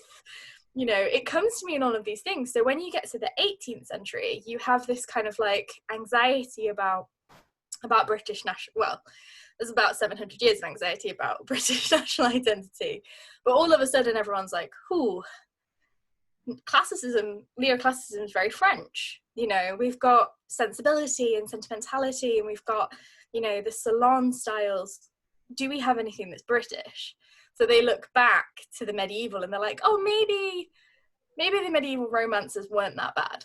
Maybe they were okay. You know, maybe actually the giants and the dragons were just analogies for warlords and terrible people who were stealing and raping and pillaging, and maybe we can use this to tell a story. So the Gothic gets employed for this new art form, this new novel, where you can use the ancient, the Catholic, the past, the supernatural to talk about things that are very anxious now.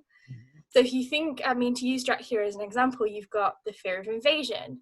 you've got the fear of modernity, you've got this metatextuality, you know, you've got this editing. So it's a different Gothic, but Gothic's like it's like a snowball. It starts off meaning one thing and then it just continuously rolls down the hill. And as it goes through every decade and every century, it takes on a new meaning, but it still retains that original meaning. Mm-hmm. So that's why you can talk, the wonderful thing about Gothic is you can talk about Horace Walpole in 1764 in tandem to something that came out last year. Something like, you know, horror movies like The Ritual or The Witch or Midsummer. You can kind of see those connections. You can talk about the same things. You can use the same frameworks to understand them. So even though Dracula in many ways is so different from that 18th century Gothic, it's also exactly the same. It's using the same ideas, the same conventions, the same anxieties. But whereas that's 1794 and the anxieties of the French Revolution and the war, this is late 19th century fin de siècle, and then, you know, the anxieties of 100 years later, but it's still Gothic. I do find it fascinating that people in late 18th century, these were Gothic novels. People call them Gothic novels. People make parodies of Gothic novels. Jane Austen, you know, writes about Gothic novels in Northanger Abbey. But when we get to this great flowering of Gothic, late 19th century Gothic, nobody uses the term Gothic at the time, and that's only later readers looking back on it notice it and say, oh, these are all the same kind of issues, this is the same kind of novel. But people in the midst, like, they were in the forest and they couldn't see the tree, like they didn't notice that's what they were doing. It does fall out of fashion. It falls out of fashion kind of around about kind of, I guess, sort of like 1815, 1816, when we have that kind of end of the Napoleonic. You have the big boom of the Minerva Gothic. So the Minerva press was hugely, wildly popular, mostly female authors, mostly female readers, this massive, massive, massive boom. And then you kind of move into the Victorian, and Gothic comes full circle again. Yeah. You know, it was being used as an insult in 1750, and by 1850, it's all getting kind of a 10th term again. Like maybe it's not. But because by the Victorian, it's meaning so much more, and it's kind of evolving. It's not necessarily being called Gothic, but you know, when we think about Romanticism, so much within Romanticism is coming from the Gothic, and the Romantics are consciously coming from the Gothic. Yeah. But because it starts to explode and it starts to kind of take on all of these new mediums, the Gothic's very good at latching on to new mediums. So like the Penny Dreadful, the chapbook, illustrations, ghost stories. You know, the Victorians were very fond of telling ghost stories. You've got Memento Mori, you've got mausoleums, so it starts to take on all of these new forms, but it's not necessarily being called Gothic. But we get things like sensational fiction, and sensational they're often called thrillers. Yes, exactly. And so it does kind of start to take more on.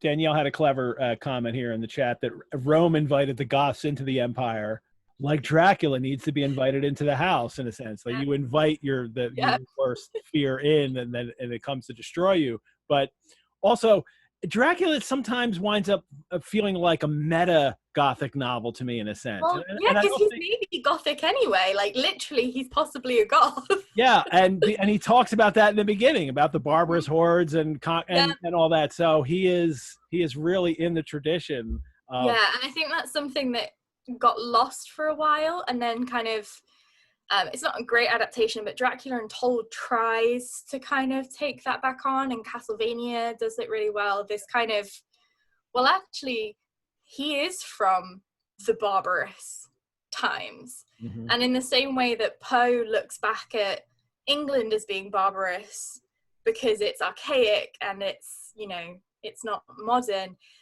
Stoker is looking at Eastern Europe and being like, this is not up with the times. I think, is it Angela Carter Mary in that radio play that becomes Lady of the House of Love, where he's cycling? It's like a sort of reimagining of Dracula, isn't it? But gender reversed. Yeah, Lady in the House of Love, where you have the soldier who's cycling and goes up to a house where there's a a vampire lady who's playing tarot cards, and she's stuck in a house of death essentially. And he like Jonathan takes on that kind of gothic heroine role in that text. Yeah, and he's like a symbol of modernity because he's cycling through Eastern Europe, and she's kind of this like figurehead of ancient Europe, and Dracula very much is that. And I think that obsession with trying to link him to actual warlords, and you get this a lot when people talk about figures like Elizabeth Bathory, this kind of obsession with that barbarousness, and that it's not been completely wiped out and it's still there somewhere. That anxiety about, yes, you get it in Carmilla, yes, you're white European, but are you the right type of white European? Which white Europeans are you descended from? Are you descended from the good ones or the bad ones? Well, that's a good segue into here and back into the chapter, because and this might be a rabbit hole, we'll see, but as we get back, thank you for that. That is absolutely wonderful. That's like our favorite thing to talk about. Yeah. That's why I think it should be. We should have a separate show and call it Gothic, and that would be a great show. But back to the chapter now. To treat Lucy, right away they realize she needs another blood transfusion. This is the answer to everything. But Van Helsing says, I fear about he can't give it. He's too weak. Seward can't give it. I fear and so maybe the women, those maids, but he says, I fear to trust those women, even if they would have courage to submit. What are we to do for someone who will open his veins for her? And then in walks Quincy Morris. Well, actually, he's already in the room. He's like, whoa, what about me? That idea, though, that, we make jokes about how the transfusions are ridiculous because they didn't know blood types. So they didn't know they were being ridiculous about it, or Stoker didn't know that because they didn't know blood types, none of it would happen. But they do know about blood types, or at least this is what they know about blood types. And one of the things is the women's blood, especially the maid's blood, will not be good enough for Lucy. And it is because I think they're women, but also because they're servants. But what they do have their own ideas about blood types in this novel. And that's about male, it's about female, it's various degrees of classification in this, to deal with class.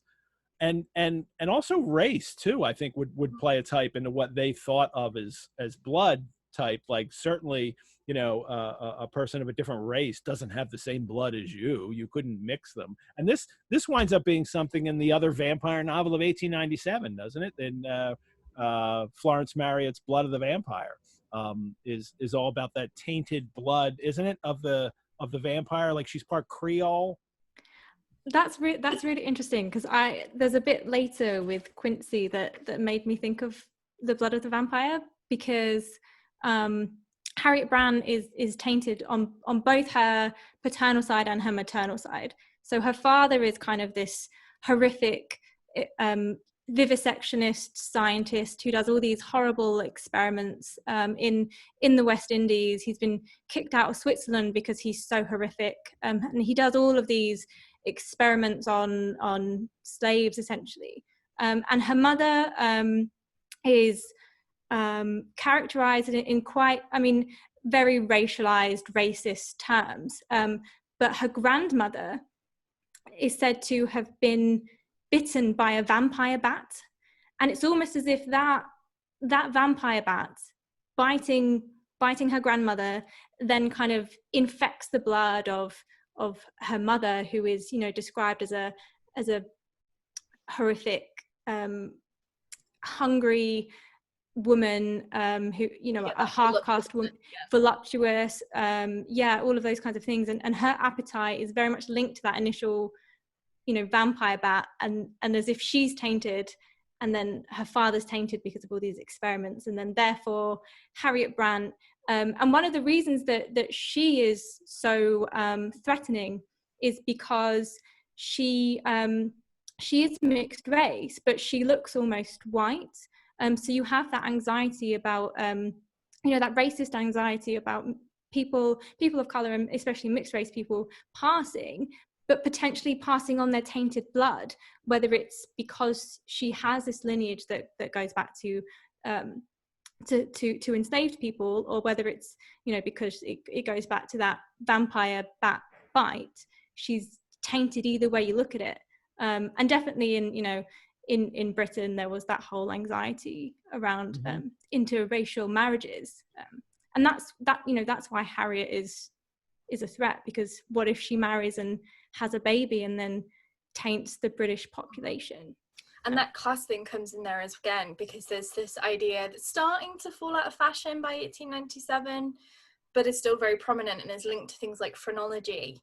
It goes right up until the 1930s. This idea that you get it in the 18th century Gothic, you know, there's these orphans that are, you know, unimaginably noble in their mien, and they're very sentimental and they're very refined, and they're always revealed to be nobility. So it's implied all the way through the 19th century that there must be something, you know, good breeding is a thing. It's imagined that there is a almost racial difference to the class hierarchies, and that, you know, that's where that anxiety about the middle classes after the Napoleonic Wars come from. Well, if you're a merchant, if you're a fish seller, you can't marry the son of an earl, because, you know, you're going to be mixing the you know, the bloodlines are going to weaken. So there is that, again, that kind of, with the servants, you know, and with that racial anxiety, you get that added aspect of class society. You're tainting it racially, but you're also tainting it, you know, maybe you're weakening and kind of watering down British nobility, which is imagined to be its own kind of almost racial classification.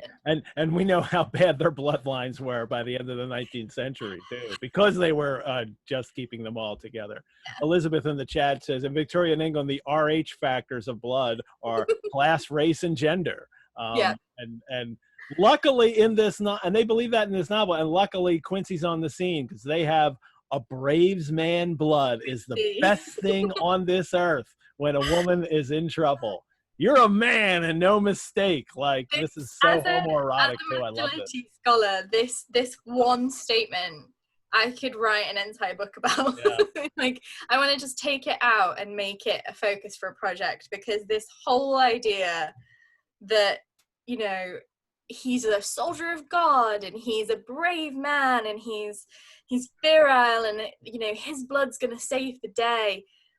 It just, those like 3 sentences just bring together all of the fallacies and falsehoods and propaganda surrounding masculinity in the devil may work against us for all he's worth, but God sends us men when we want them. You should see some of the propaganda from the Revolutionary and Napoleonic Wars, because this is the type of stuff that they're coming out with. Like, you Englishmen, you are brave and bold. It is in your very blood, and God wants you to put down those revolutionaries. Speaking of Napoleon, here's a digression. Do you know that Dr. Rosenbach once bought in an auction, he bought all these Napoleonic, you know, items, you know, memorabilia. And one of the things he bought was a tendon from Napoleon. And what it actually was his penis.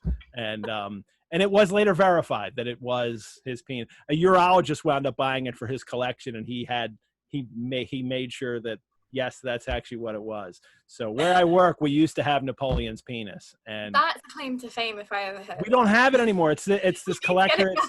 He's since died, and it's actually in Jersey in his collection. And I'd love to have it. Think of the programming possibilities around. Fantastic. If you ever get that back, please bring me on as consultant. I would just say one of our friends is a scriptwriter for a BBC podcast, You're Dead to Me, and they did an episode on Napoleon, and she asked me what facts do you know about Napoleon, and that was the thing that I shared with her, the fact that, you know, his penis has been bought and sold. Dr. Rosenbach bought it. Yeah. He recognized the value of that penis. So anyway, that's a real digression. But anyway, I never hear anybody talk about Napoleon without it running in my head. It's hard to get out. But interestingly enough, this brave man's blood cannot save Lucy. That's how extreme this situation is. Once again, we went through the ghastly operation. Plenty of blood went into her veins. Her body did not respond to the treatment as well as on the other occasions. That this is the end game. Like, it doesn't work anymore. Dracula has, in a sense, won. And it is a moment that they'll all have to deal with and figure out. But it's this chapter is the kind of we've lost this game. Like, you know, maybe check to the king, but it wasn't checkmate, and they're going to lose by the end of this chapter. There's another little detail in here that I so love and beat my dead horse over, is in that they pay off one of the cabmen who were waiting out there. So, you know, if you're wondering what's happening to the cabman outside that brings Van Helsing or so, they actually paid him off. So they told the cook to get ready a good breakfast for Quincy, because Quincy needs, you know, food. They don't go back and examine the other maids or the child that was, you know, the young maid that was attacked, but Quincy gets a good breakfast. And then they find Lucy's note, which is the memorandum from the last chapter about all the experience. And Seward's first reaction is, you know, is she mad? And which is, you know, and I laugh about it, but this is a real serious issue for women in the 19th century, that men could say, all right, well, you're just mad, and the woman has no power over her life, no legal power over her life, and the men would, you know, lock up the women. And it's also, you read in the great, what's the Yellow Wallpaper, Charlotte Perkins. Woman in White as well. That's Woman in White is, yeah. plot point. And Sarah Waters Fingersmith more recently, if you like neo-Victorian fiction. But they're all on Lucy's side. They're not going to do that. But it does come into play in a sense, because it's all about the certificate of death, and they realize they have to write up there has to be a certificate of death for Lucy's mother, and they don't want an inquest, because if there's an inquest, there's a note here, they'd be withholding it. So they subvert the system. Seward's a doctor; he'll just file the death certificate, and this is another detail that Stoker's on top of. But the way that they deal with it here shows that they are above the law, because they're on a mission from God, right? Like, they're on, as long as they are acting honorably, they're allowed to break rules, break laws. Now, women, I think it would be a different question in this novel, but the men are allowed to break laws, because this is the Victorian gentleman's world that we're in. And Lucy is, you know, lucky to have them. What does he say? Truly, Miss Lucy, if she be sad in the foes that beset her, is at least happy in the friends that love her. We all open our veins for her. So you're so lucky, Lucy, dying in bed. Know how lucky you are. This is the way the men treat Lucy.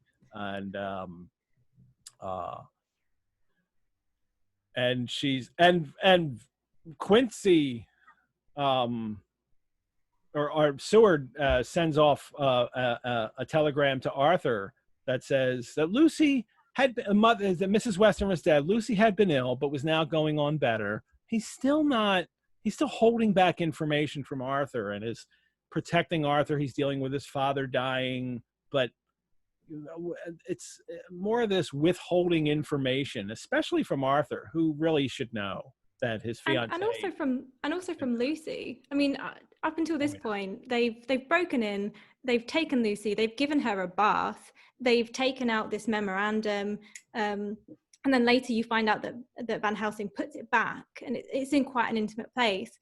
They give her another transfusion, but she's already had 3, but she doesn't know that she's had 3. She's not told that either. She only thinks she's had it from Arthur, I think, right? So. Yeah. So she's also, you know. Or no, she doesn't even know that. When she talks about, I feel close to him, she doesn't know she's having ever had a transfusion. All of this stuff, the drugs that she's administered, the care, if you can call it that Seward and Van Helsing give to her, you know, when she is, you know, dying, and the transfusions, they're all done without her consent, and without her knowledge, either prior or after. And that's exactly what Dracula's doing as well. He's taking her blood through coercion, in a way, I guess, but also without really her consent. So Lucy is just in the middle of these two forces. You have Dracula, the kind of the force of darkness, as it were, and then Van Helsing, who has positioned himself as, fighting for God, for lightness, that they're battling over her soul. And they're doing all of this stuff, and she is just none the wiser. Yeah. Mm-hmm. And it's funny, isn't it, how they frame it? Helsing's a doctor, but they all kind of frame themselves in that, well, we're terribly worried about Lucy because we love her. Quincy says it here, I always think this line's funny. I don't want to shove myself in anywhere I've no right to be. He's already given her a transfusion. When he says, I loved that girl and wanted to marry her, but although that's all past and gone, I can't help feeling anxious about her all the same. And just jumping ahead a little bit, Seward then describes Quincy's demeanor, and Quincy describes Arthur. So all three of the suitors kind of have this recognition between them that they love Lucy, they're very anxious about Lucy. And though Lucy is the center point of these chapters by rights, it's all very much framed as the way in which these men are reacting to their love for her. At no point is Lucy, Helsing says, I would just leave her to die if a vampire wasn't involved. So Helsing kind of does think about, yes, this is cruel to her, but it's beyond her now. The rest of them, because they don't know what's happening, they're all kind of framing it through their affection for Lucy, but at absolutely no point does any of the three of them really think about, they say to Quincy, give her a blood transfusion, and Quincy's like, of course, yes, I will do that straight away. Yeah, they're trying to save her life, it's an honourable, noble thing, but that consent, that, you're supposed to be able to give consent to transfusions, to operations, to drugs, to anything like that is all completely taken away. Yeah, she's treated like a child. I mean, it's the much way you so. treat children.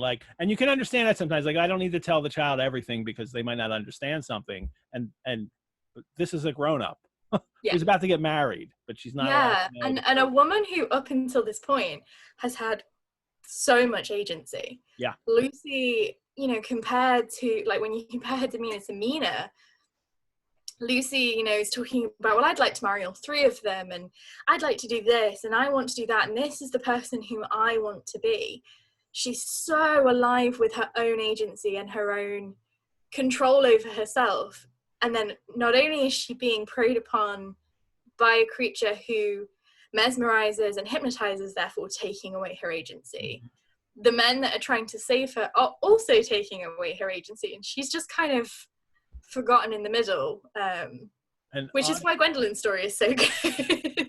Oddly enough, it's a novel that started with a man who has all of his agency taken away. And think of how Jonathan is really treated, especially as coming up, like, well, I guess he decides he doesn't want to know what the journal is. So that's what it is. So, like, it's not like nobody tells him what's in the journal. He still gets to make that decision. So I guess there's the difference with the man after, he's been, victimized.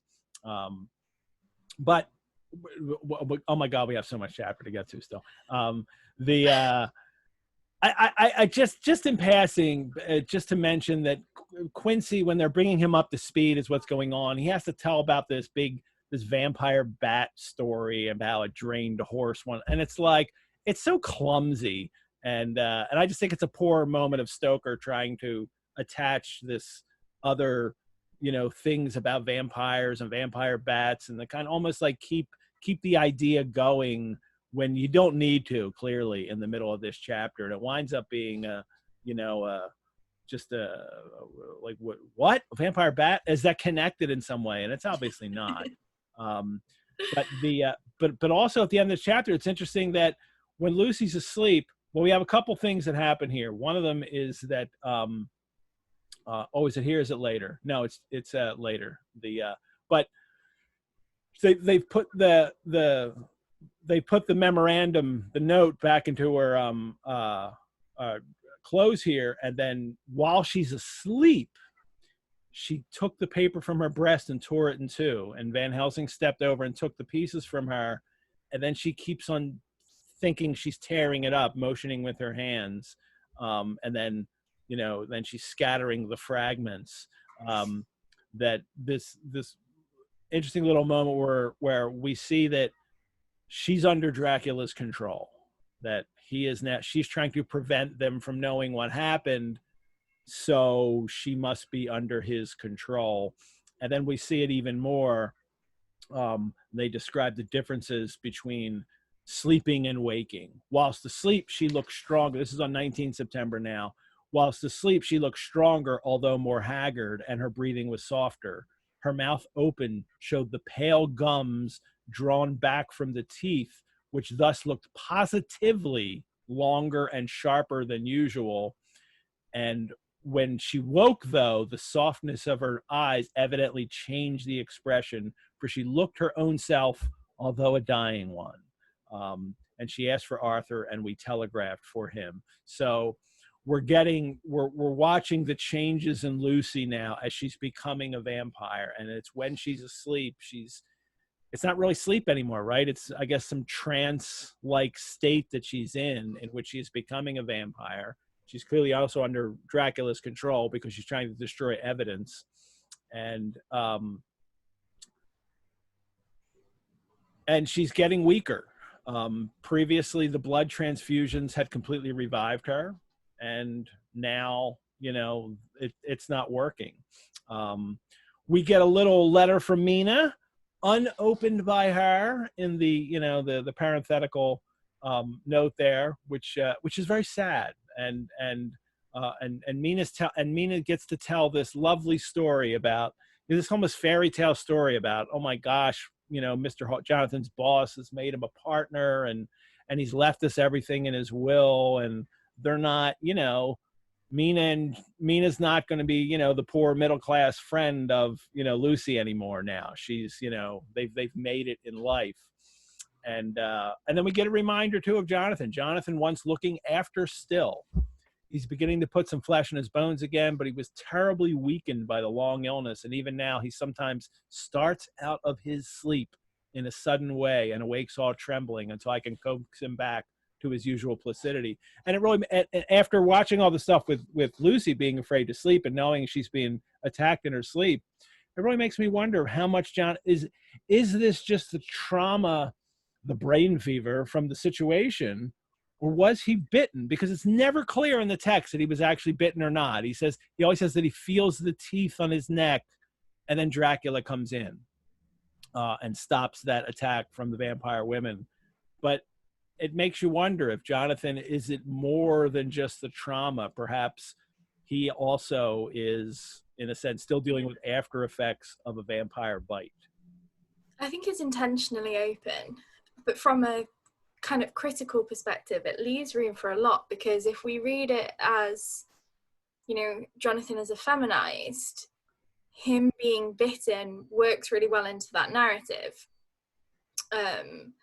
And, later in the text, we have all of the kind of anxiety about Mina and about Mina, the control over Mina, but it's kind of never touched on with Jonathan, but the reader has that anxiety, I think. And I think that's something that's maybe quite cleverly left in the background, is that they never assume, really, they kind of talk about it a little bit, but there's never any assumption that Jonathan might be a threat, that they might have to think about Harker and about Harker's, participation in the squad. But as a reader, I was always kind of, God, what about Jonathan? Like, if imagine if, all of a sudden he just suddenly, becomes under control and starts turning on them or something like that, or if that's how, they're tracking them, or, there's all that kind of anxiety around Jonathan. And from a masculinity perspective, that kind of fear of the returned man, fear of the man whose trauma you cannot fully understand, never fully knowing when that trauma might resurface.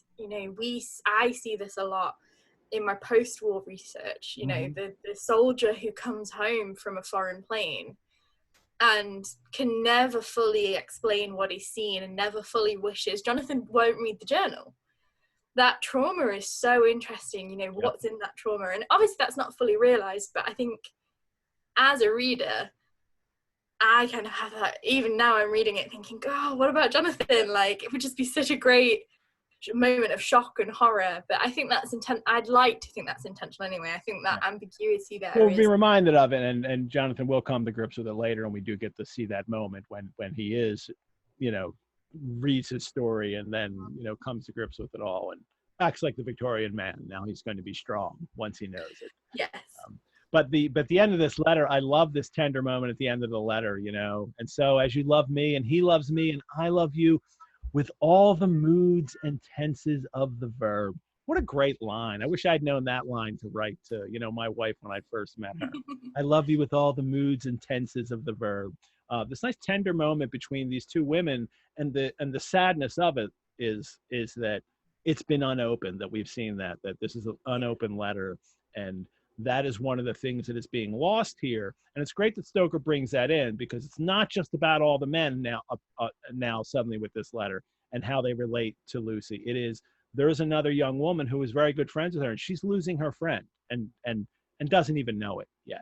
And that kind of, this is something that comes up a lot, particularly in 18th and 19th century Gothic, the delay on letters, the delay on news. Yeah. We had it with the telegram in the last chapter, that the telegram. Yeah, you're kind of always in that kind of Schrodinger's situation. You get this a lot when kind of relatives are off at war. They write and say they're well and they give you their news. By the time you've received that letter and written yours back, they could be dead. Yeah. And that kind of constant fear of distance is really present here. I think that's really significant in this moment of tragedy, that Mina just has absolutely no idea and Lucy has absolutely no idea. They don't know where the other is and what the other is doing in that moment. And I just think it's just that, for me, just kind of amplifies the tragedy. Well, now we get a Renfield moment, thankfully. And sorry, let me grab my book here, because we get the report from Patrick Hennessy, and don't you love this? MD, MRCS, LKQ, CPI, etc., etc. I have so many letters that I'm not even going to list them all. It's just going to be etc., etc. after all of these. And if anybody doesn't have a kind of annotated edition or an edition with notes, we do have the maybe you just know them. Do you know what all those letters mean right off the top of your head? No, I've got them in front of me at the bottom of the page. Yeah. Doctor of Medicine, member of the Royal College of Surgeons, licentiate of the King's and Queen's College of Physicians, Ireland. But there's also et cetera, et cetera. He's got more letters he could have added that he decided not to. There's probably some MAs and PhDs in there. And I do think Stoker is absolutely, as this question was asked before about the letters after, I think it was Van Helsing's name. Now I'm thinking he's definitely thinking it's a funny little joke to add all these letters. But it's Renfield. He's had another outbreak. And that is because a carrier's cart has arrived with two men at Carfax Abbey, next door to the asylum. And Renfield's cursing at them out the window.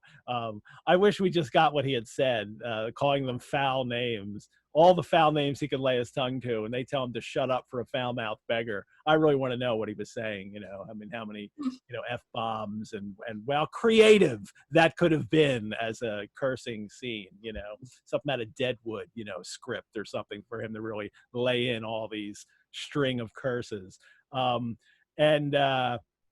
We get the dialect, of course, because these are lower class, carrier, the Carters here. Lord bless you, sir. I wouldn't mind, what was said to me in a bloomin' madhouse. And they're kind of funny.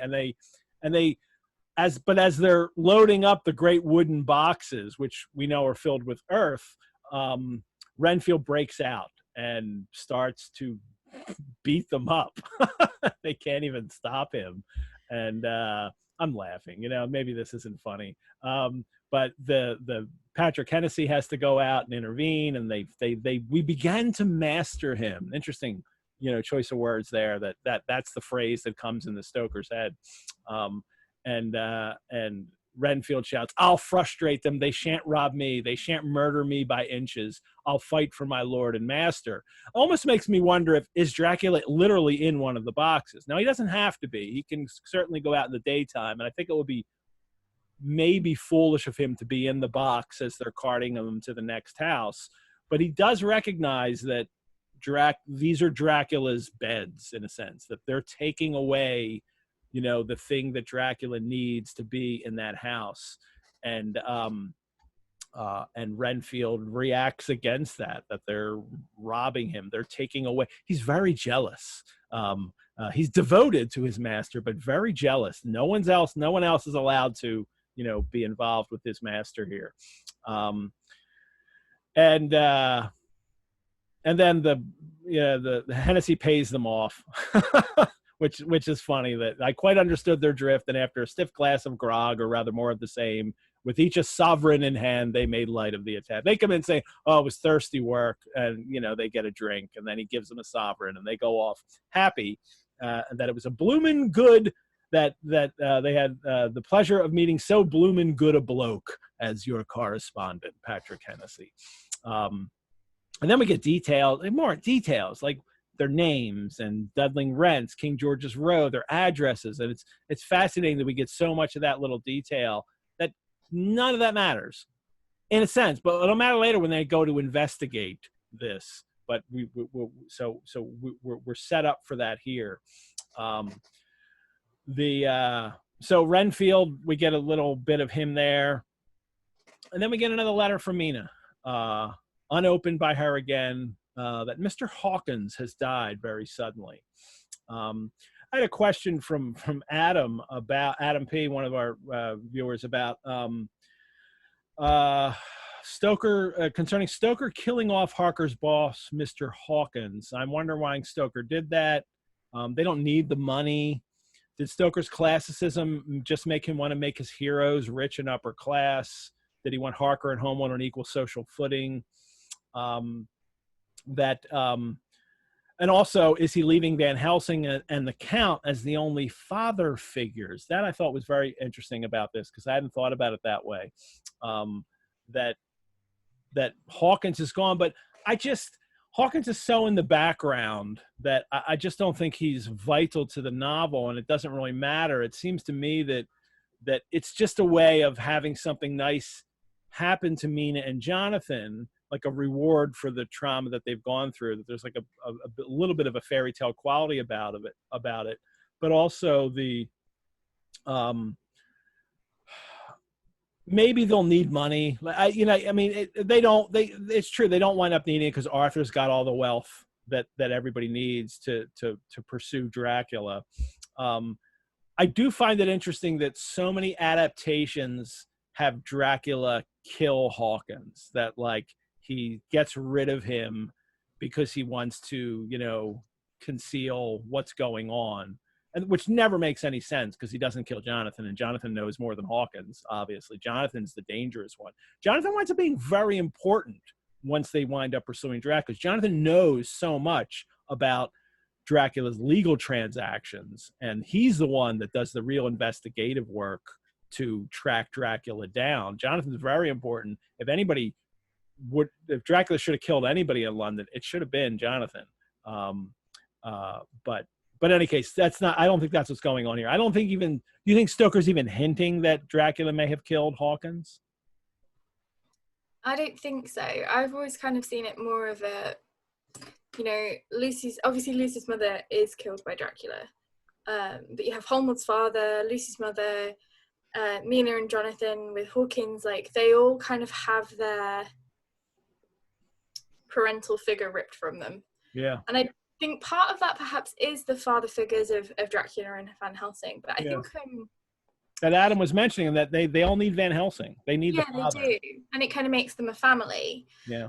Also, there's kind of a, if we think about this as a fin de siècle novel, this is 1897. This is right at the end of an era, and you have these young people who are all in that kind of transitional zone. You've got Quincy, who is American. You've got Homewood, who is kind of the new old nobility.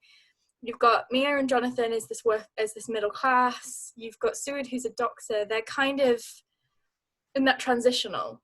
So kind of taking out that older generation, when they then band together to pursue Dracula, it's got that kind of like, if we think about this as an analogy, if we think about this as a text that is maybe not just about a vampire, but is about class and race and an empire and modernity and the new, you've got all of these people from all of these different backgrounds working together to overcome a threat. And the threat is archaic, it's transversive, it's, you know, infective, it's invasive, and they work together. So they're kind of become this symbol of the new, modern, future 20th century Britain. You know, this potentiality. And I think by taking out all of the older generation, that becomes possible because they all have agency. They've all got their own independent finances, they've all got their own independent status, they've all got their own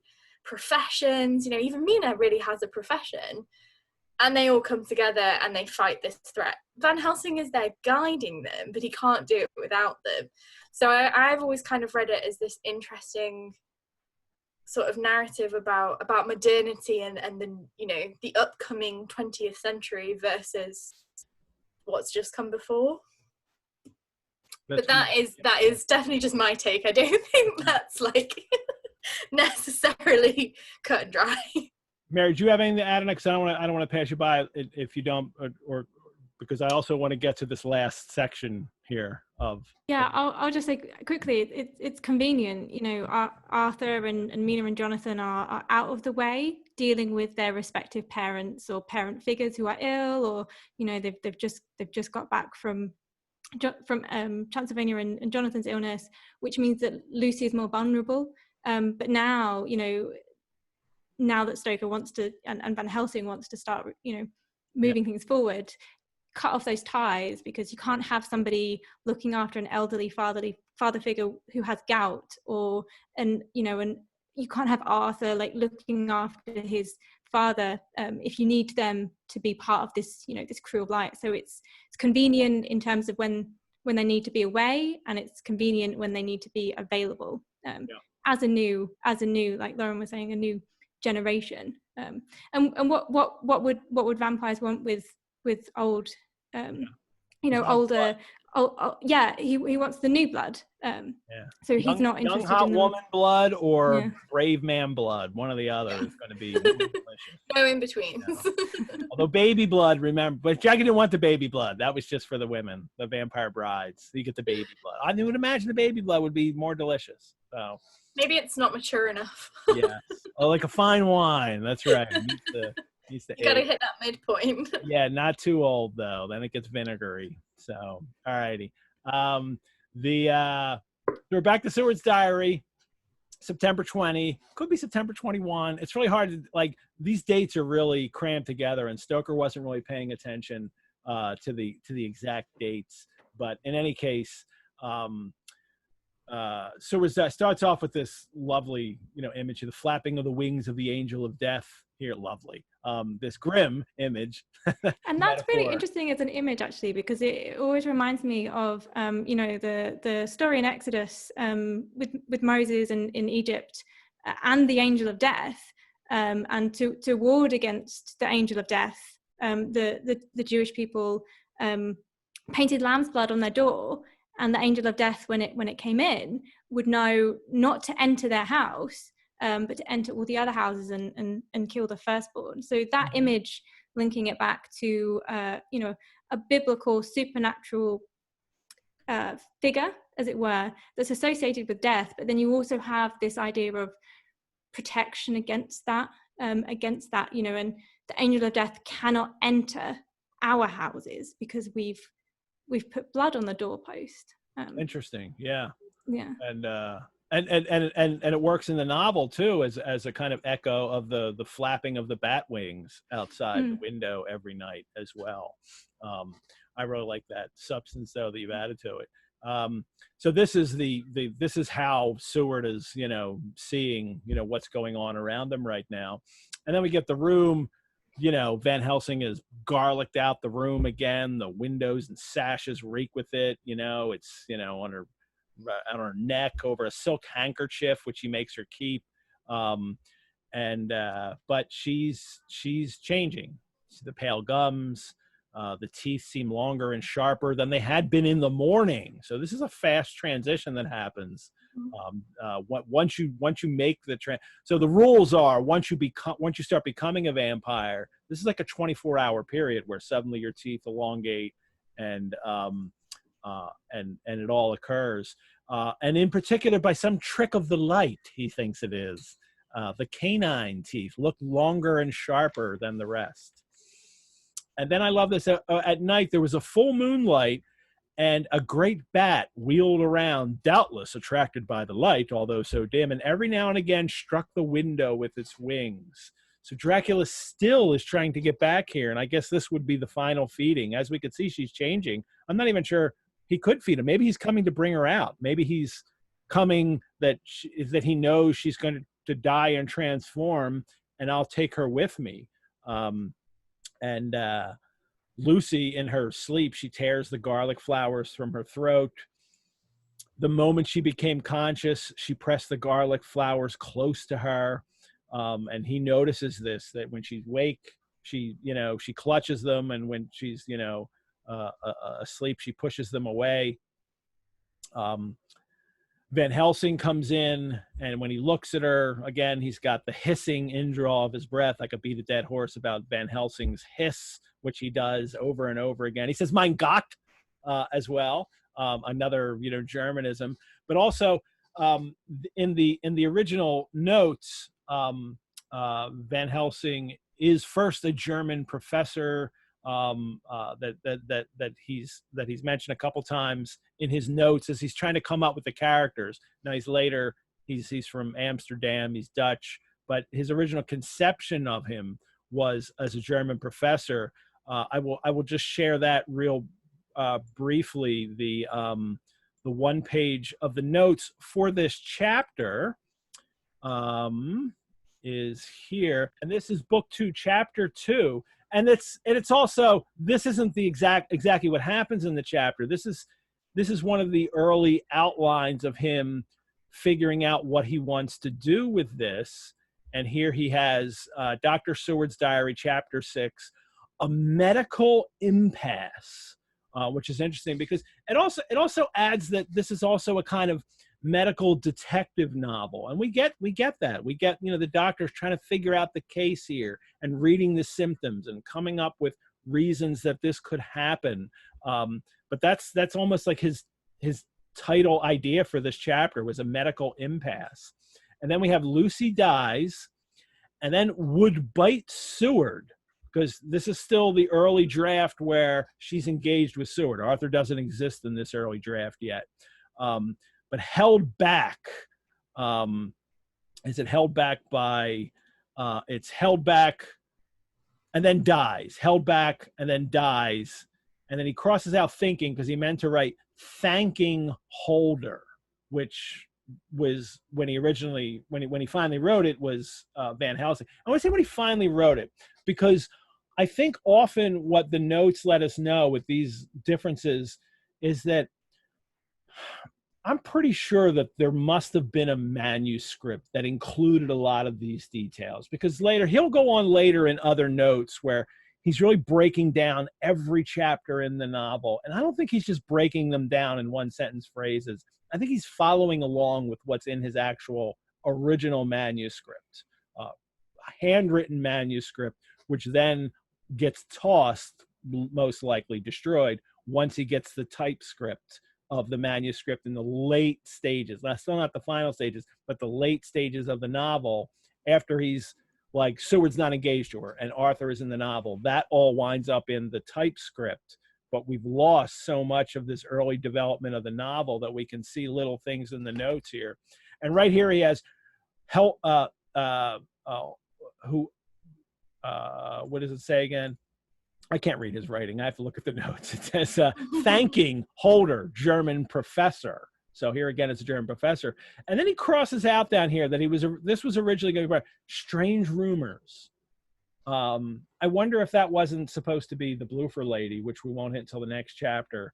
And then it must have been, I think, because then opening the vault, which he has crossed out, and then the German professor appears. So honestly, one of his original ideas was then that's the first, that's when either Van Helsing first appeared, with the Van Helsing character first appears as the opening of the vault, or maybe they have these strange rumors, something weird's going on, they go open the vault, and this German professor who has been advising them all along shows up along with it. So many fascinating little could have beens with this novel that you can find in the notes, and that it's like, it's like there were several novels, all that wind up getting changed and condensed and into this one. And there's still traces of that, you can still find traces here and there. The girl giving rumors, spreading or talking gossip about who Lucy has been seeing was clearly Kate Reed. We have in the notes that Kate Reed was talking about this stuff, that Lucy's has these other suitors. The moment where Jonathan sees the vampire women and says one of them looks familiar because she looks like the woman that he saw in the cemetery in Munich, which winds up being, we do get that in a sense, we get it in Dracula's Guest. The only reason we would know that that is what he is referring to.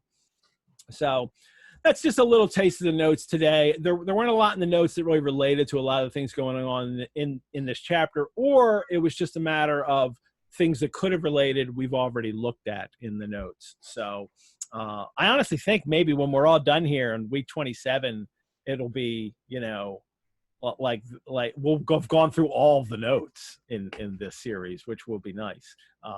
I find so many of them fascinating. And anyway, we're back to the room, and what does happen when she dies here. Before she dies, the biggest clue here that she is transformed is the wounds on the throat had absolutely disappeared. So, and Van Helsing says she is dying. It will not be long now. Bring Arthur in. So we in Stoker creating the way vampires change, the way they become vampires. For Lucy, at least, she is fed upon repeatedly. And maybe it would have been fewer times, but they kept interfering and they kept stopping him from coming back. And then a transformation will happen in which she will go into a kind of trance state in which she is kind of connected to a vampire. The teeth will get longer and sharper, and whatever wounds that she had are gone. I guess that's, almost the final step. And the final step has to be that her conscious self has to die, as will happen. Lovely detail that before they bring Arthur in, Van Helsing had even brushed Lucy's hair so that it lay on the pillow in its usual sunny ripples.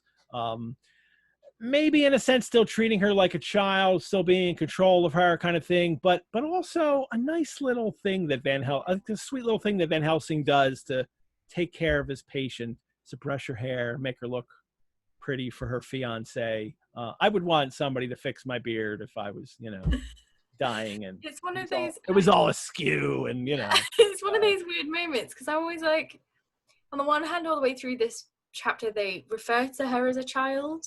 She's like a child. She's the sweet child. She's always child. And in some ways, I'm like, well, it's really strange that she's dying. Why does she have to be beautiful? But then on the flip side, I agree, and I'm like, well, I wouldn't want someone to come in and be like, oh god, I don't want that to be the last memory of me looking bedraggled. Like, I would like to look angelic and serene. But it is a really strange, I always find my response, maybe that's as a female reader, I find my response to that moment really conflicting. On the one hand, I find it really patronizing, and I think it links back to the Burkean idea of the beautiful, but then on the other hand, I do think it's really sweet, and I would want someone to do that for me. It is, and I wanted to hit on that at the very end of the chapter, but to line that up in the beginning here, this little paragraph here is, the angelic beauty of her eyes. She sank to sleep. Her breath came and went like a tired child's. So it is Stoker's overtly painting that image of her and making her into a child.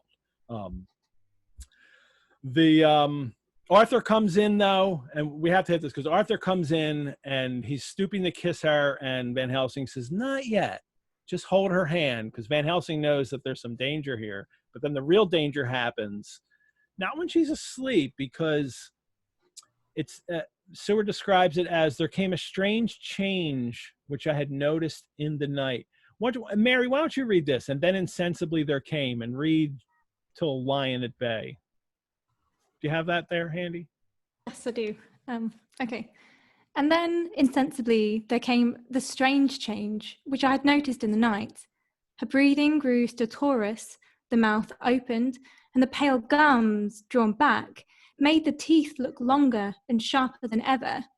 In a sort of sleep-waking, vague, unconscious way, she opened her eyes, which were now dull and hard at once, and said in a soft, voluptuous voice, such as I had never heard from her lips before, 'Arthur, oh my love, I'm so glad you have come. Kiss me.' Arthur bent eagerly over to kiss her, but at that instant Van Helsing, who, like me, had been startled by her voice, swooped upon him, and catching him by the neck, with both hands dragged him back with a fury of strength which I never thought he could have possessed, and actually hurled him across the room. 'Not for your life,' he said, 'not for your living soul and hers,' and he stood between them like a lion at bay." Ooh, that's a big moment. And obviously it is because, and we see that she's in this like trance-like state. She's gonna bite him as soon as he goes to kiss her. That she is in a sense already a vampire.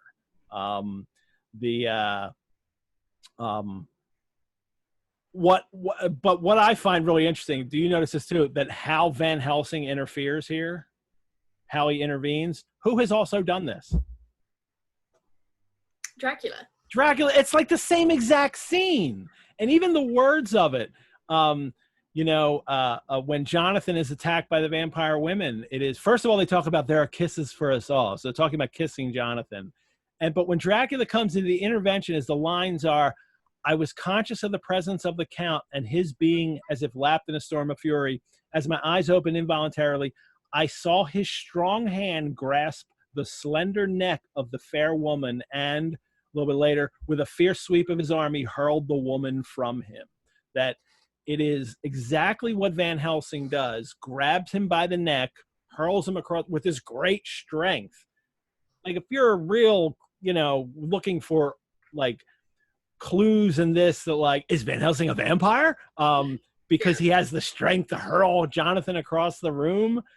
He is he does the same kind of thing, and even again he's described like a lion at bay, and that's what Dracula says his people are like a lion. That's how they're the warriors of old. They were like lions. We talked about this last time because we had the lion mentioned in the zoo, and I looked up. Stoker uses a lion simile for Dracula. Dracula uses it once about himself, and later it will be used about Dracula, a lion simile about him, and then also about Van Helsing. So when you're talking about lions in the novel, it's about Dracula or Van Helsing. You get this really interesting dichotomy between Van Helsing and Dracula, almost as if they're sparring or trying to take ownership of these people. But I think what's also interesting in the scene is you get this doubling of Lucy herself. So before she goes to sleep, she says, "Arthur, oh my love, I am so glad you have come." And then in this weird sleep-waking state, she says again, "Arthur, oh my love, I'm so glad you have come," but with the added phrase, "kiss me."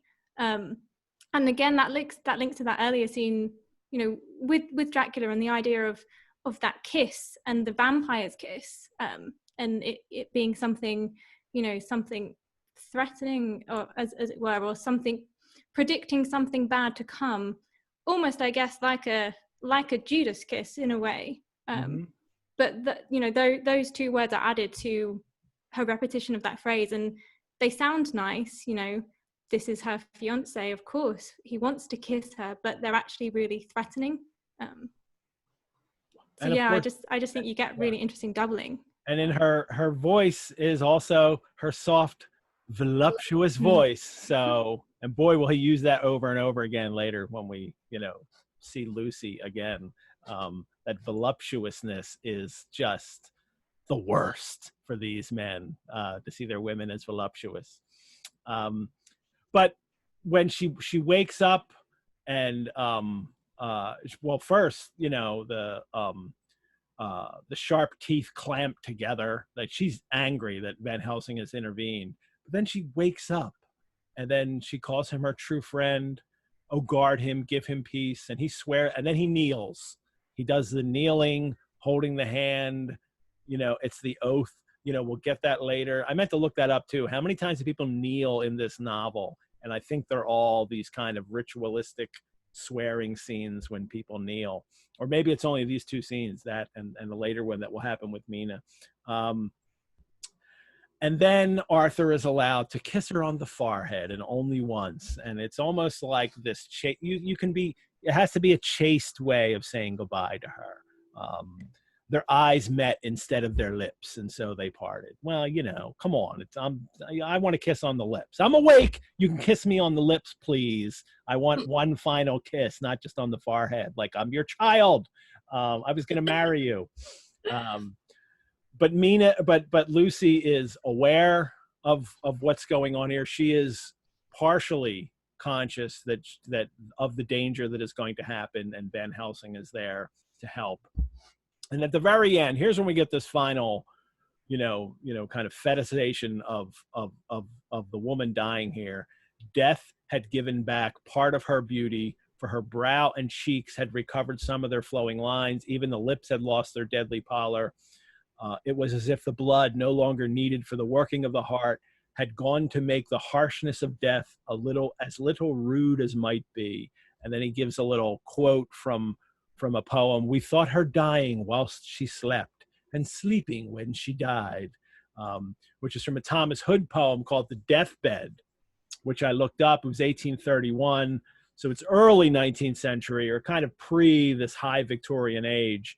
I mean, it's technically not Victorian, right? Because Queen Victoria takes the throne in 1837. So, but it's still dealing with those ideas of the fetishization of the beautiful woman dying, and the poem's short. We watched her breathing through the night, her breathing soft and low, as in her breast the wave of life kept heaving to and fro. And it ends with, for when the morn came dim and sad and chill with early showers, her quiet eyelids closed. She had another morn than ours. So morn, M-O-R-N, as if she's got the morning now of her eternal life. And of course I think of Poe, because, you know, so much of my life relates to Poe, and that Poe expression, the death then of a beautiful woman, is unquestionably the most poetical topic in the world. And only someone in the 19th century, I think, will make this statement. And Poe comes to that in a kind of logic. And he writes an essay called The Philosophy of Composition about how he wrote The Raven. And he writes, of all melancholy topics, what, according to the universal understanding of mankind, is the most melancholy? And the answer, death, was the obvious reply. And when I said, is this most melancholy of topics most poetical? From what I have already explained at some length, the answer here also is obvious. When it most closely allies itself to beauty. Death, then, of a beautiful woman is unquestionably the most poetical topic in the world, and equally is it beyond doubt that the lips best suited for such topics are those of a bereaved lover, which is what he does in The Raven. But it is this, it's melancholy is very suited to poetry. Death is the most melancholy topic. Beauty is the most beauty is what really matters in it to make it so melancholy. And obviously it is a woman, the death of a beautiful woman. And Poe, I think, really winds up being the greatest representative of that idea, of that fetishization, which I really think it is, that happens all throughout the 19th century. You do get it in the 18th century though. So especially consumption and yeah. So Samuel Richardson's Clarissa, I think. Let me just double check. I always get confused with the dates. I think Pamela is 1740. 1748. So Clarissa is published 1748. Burke's Sublime and the Beautiful is published 1757. So in the mid 18th century, when you've got the kind of rise of the cult of sensibility, okay, you have this kind of the beauty of the dying woman and the beauty of the sick woman. And in the Sublime and the Beautiful, what Burke essentially says, I can't remember if I mentioned this last time, but what Burke basically says is, you know, a lower class woman, a working woman is hardy. So she can't be beautiful because she's almost manly, because she's vigorous, because she has to have energy. An overly aristocratic woman is languid. So she's not beautiful because she's lazy. But there's this kind of idealization of the kind of new aristocracy, of the kind of like elevated middle class woman, which is what Clarissa is in Richardson's 1748 novel. She's an elevated middle class. You know, she's noble, but she's not high aristocracy. And she, as she's dying, she is so beautiful that all of these people come to look upon her. And they, you know, they climb this staircase, and the staircase kind of symbolizes the ascent to heaven. She's living in this top room of this otherwise kind of like, she's almost living in a slum. She's escaped her captor, the Rake Lovelace, and they all watch her as she begins to die. But because that dying is taking her to God, she's so beautiful that she reforms a rake and she moves these people to defend her honor. And then 10 years later, you get Burke saying, you know, to be truly beautiful, a woman must have a touch of sickness about her. There must be a touch of illness that kind of brings that sublimity and that tragedy and that softness. There has to be that kind of, you know, in a woman's beauty, there must be this sort of lack of strength, essentially, this illness, this touch of illness that makes you want to protect her and care for her and provide for her. And then I think that gets transformed through Romanticism and the rise of melancholy and melancholia into the most beautiful thing a woman can do is die. But definitely has its basis. You know, Clarissa is at her most beautiful when she's dying, and that's 1740. But that's seen as, well, she's beautiful because she's going to God. She's been through this horrendous experience. She's reclaimed her agency, and her agency is that she can die. And by dying, she will leave the mortal realm and go to heaven. So you get that kind of, that beauty in the 18th century, but it's kind of transported. And you get things like, one of our colleagues, Tana Moss, has done some really good work on anatomical Venuses. These, you know, bodies, these wax figures that were used to teach anatomy, that are these beautiful, you know, they're Venuses, these beautiful women. So you increasingly into the 19th century, and I think the rise of science and of you know, material culture and a funeral culture leads to that translation. And I think it's really you know, it's at its height in something like Poe, but it definitely has its origins in something much earlier, and that fantasy of the possibly dying woman, of the sick woman, of the beauty in an unwell woman runs right through for like 150 years. You know, that rejection of a woman who is too sturdy and is too well can never be beautiful. And Lucy, almost, you know, at the beginning of the novel, she's so vibrant and she's so vigorous and she's so full of life. They're still enchanted by her, but it's like all of a sudden she's transformed and now she's angelic, and now she's beautiful, kind of as she's dying. And I think that is linking back to that Burkean concept of the sublime and the beautiful, which is the same text that Mary Becomes so strong throughout the 19th century. Yes. So I think maybe the change in the early 20th century is because of the First World War. Actually, even some of the wars that happened in the late 19th is that valorization of the young man, the beautiful young boy dying, becomes, kind of takes over that image in a sense. I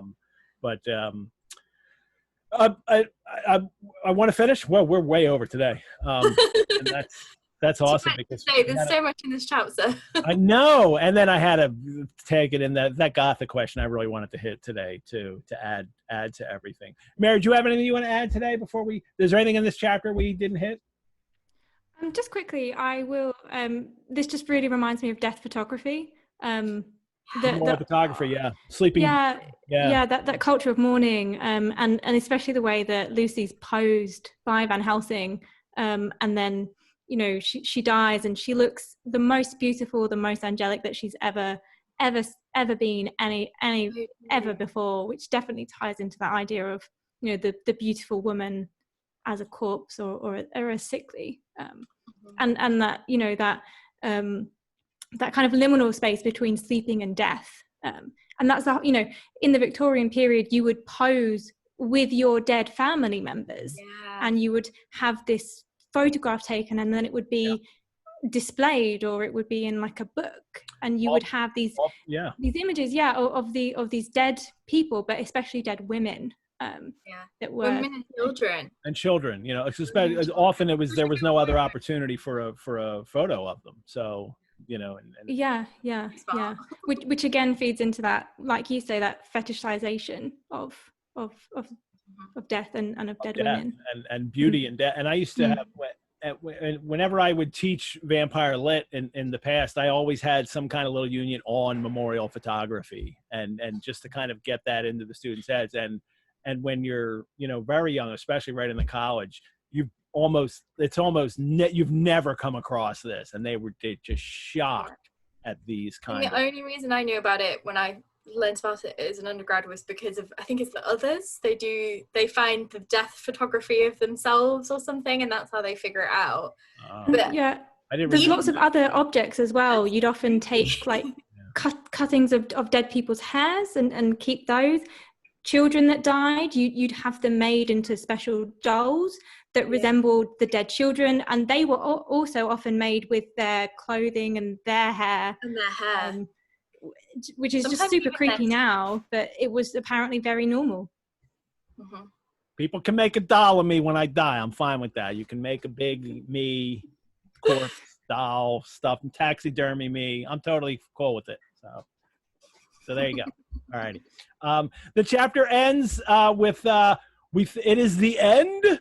And Van Helsing turns to him and says, "Not so, alas, not so. It is only the beginning," which would have been the perfect end to the chapter. But then Stoker goes on a couple. I asked him what he means. "We can do nothing yet. Wait and see." No, it is only the beginning should have been the end of that chapter. As we will learn what happens in the next chapter. Dracu-Files, thank you all for tuning in today, or if you're watching this program on replay, we'll post this recording on our website. If you have to drop out, well, I'm telling you now, like you already dropped out.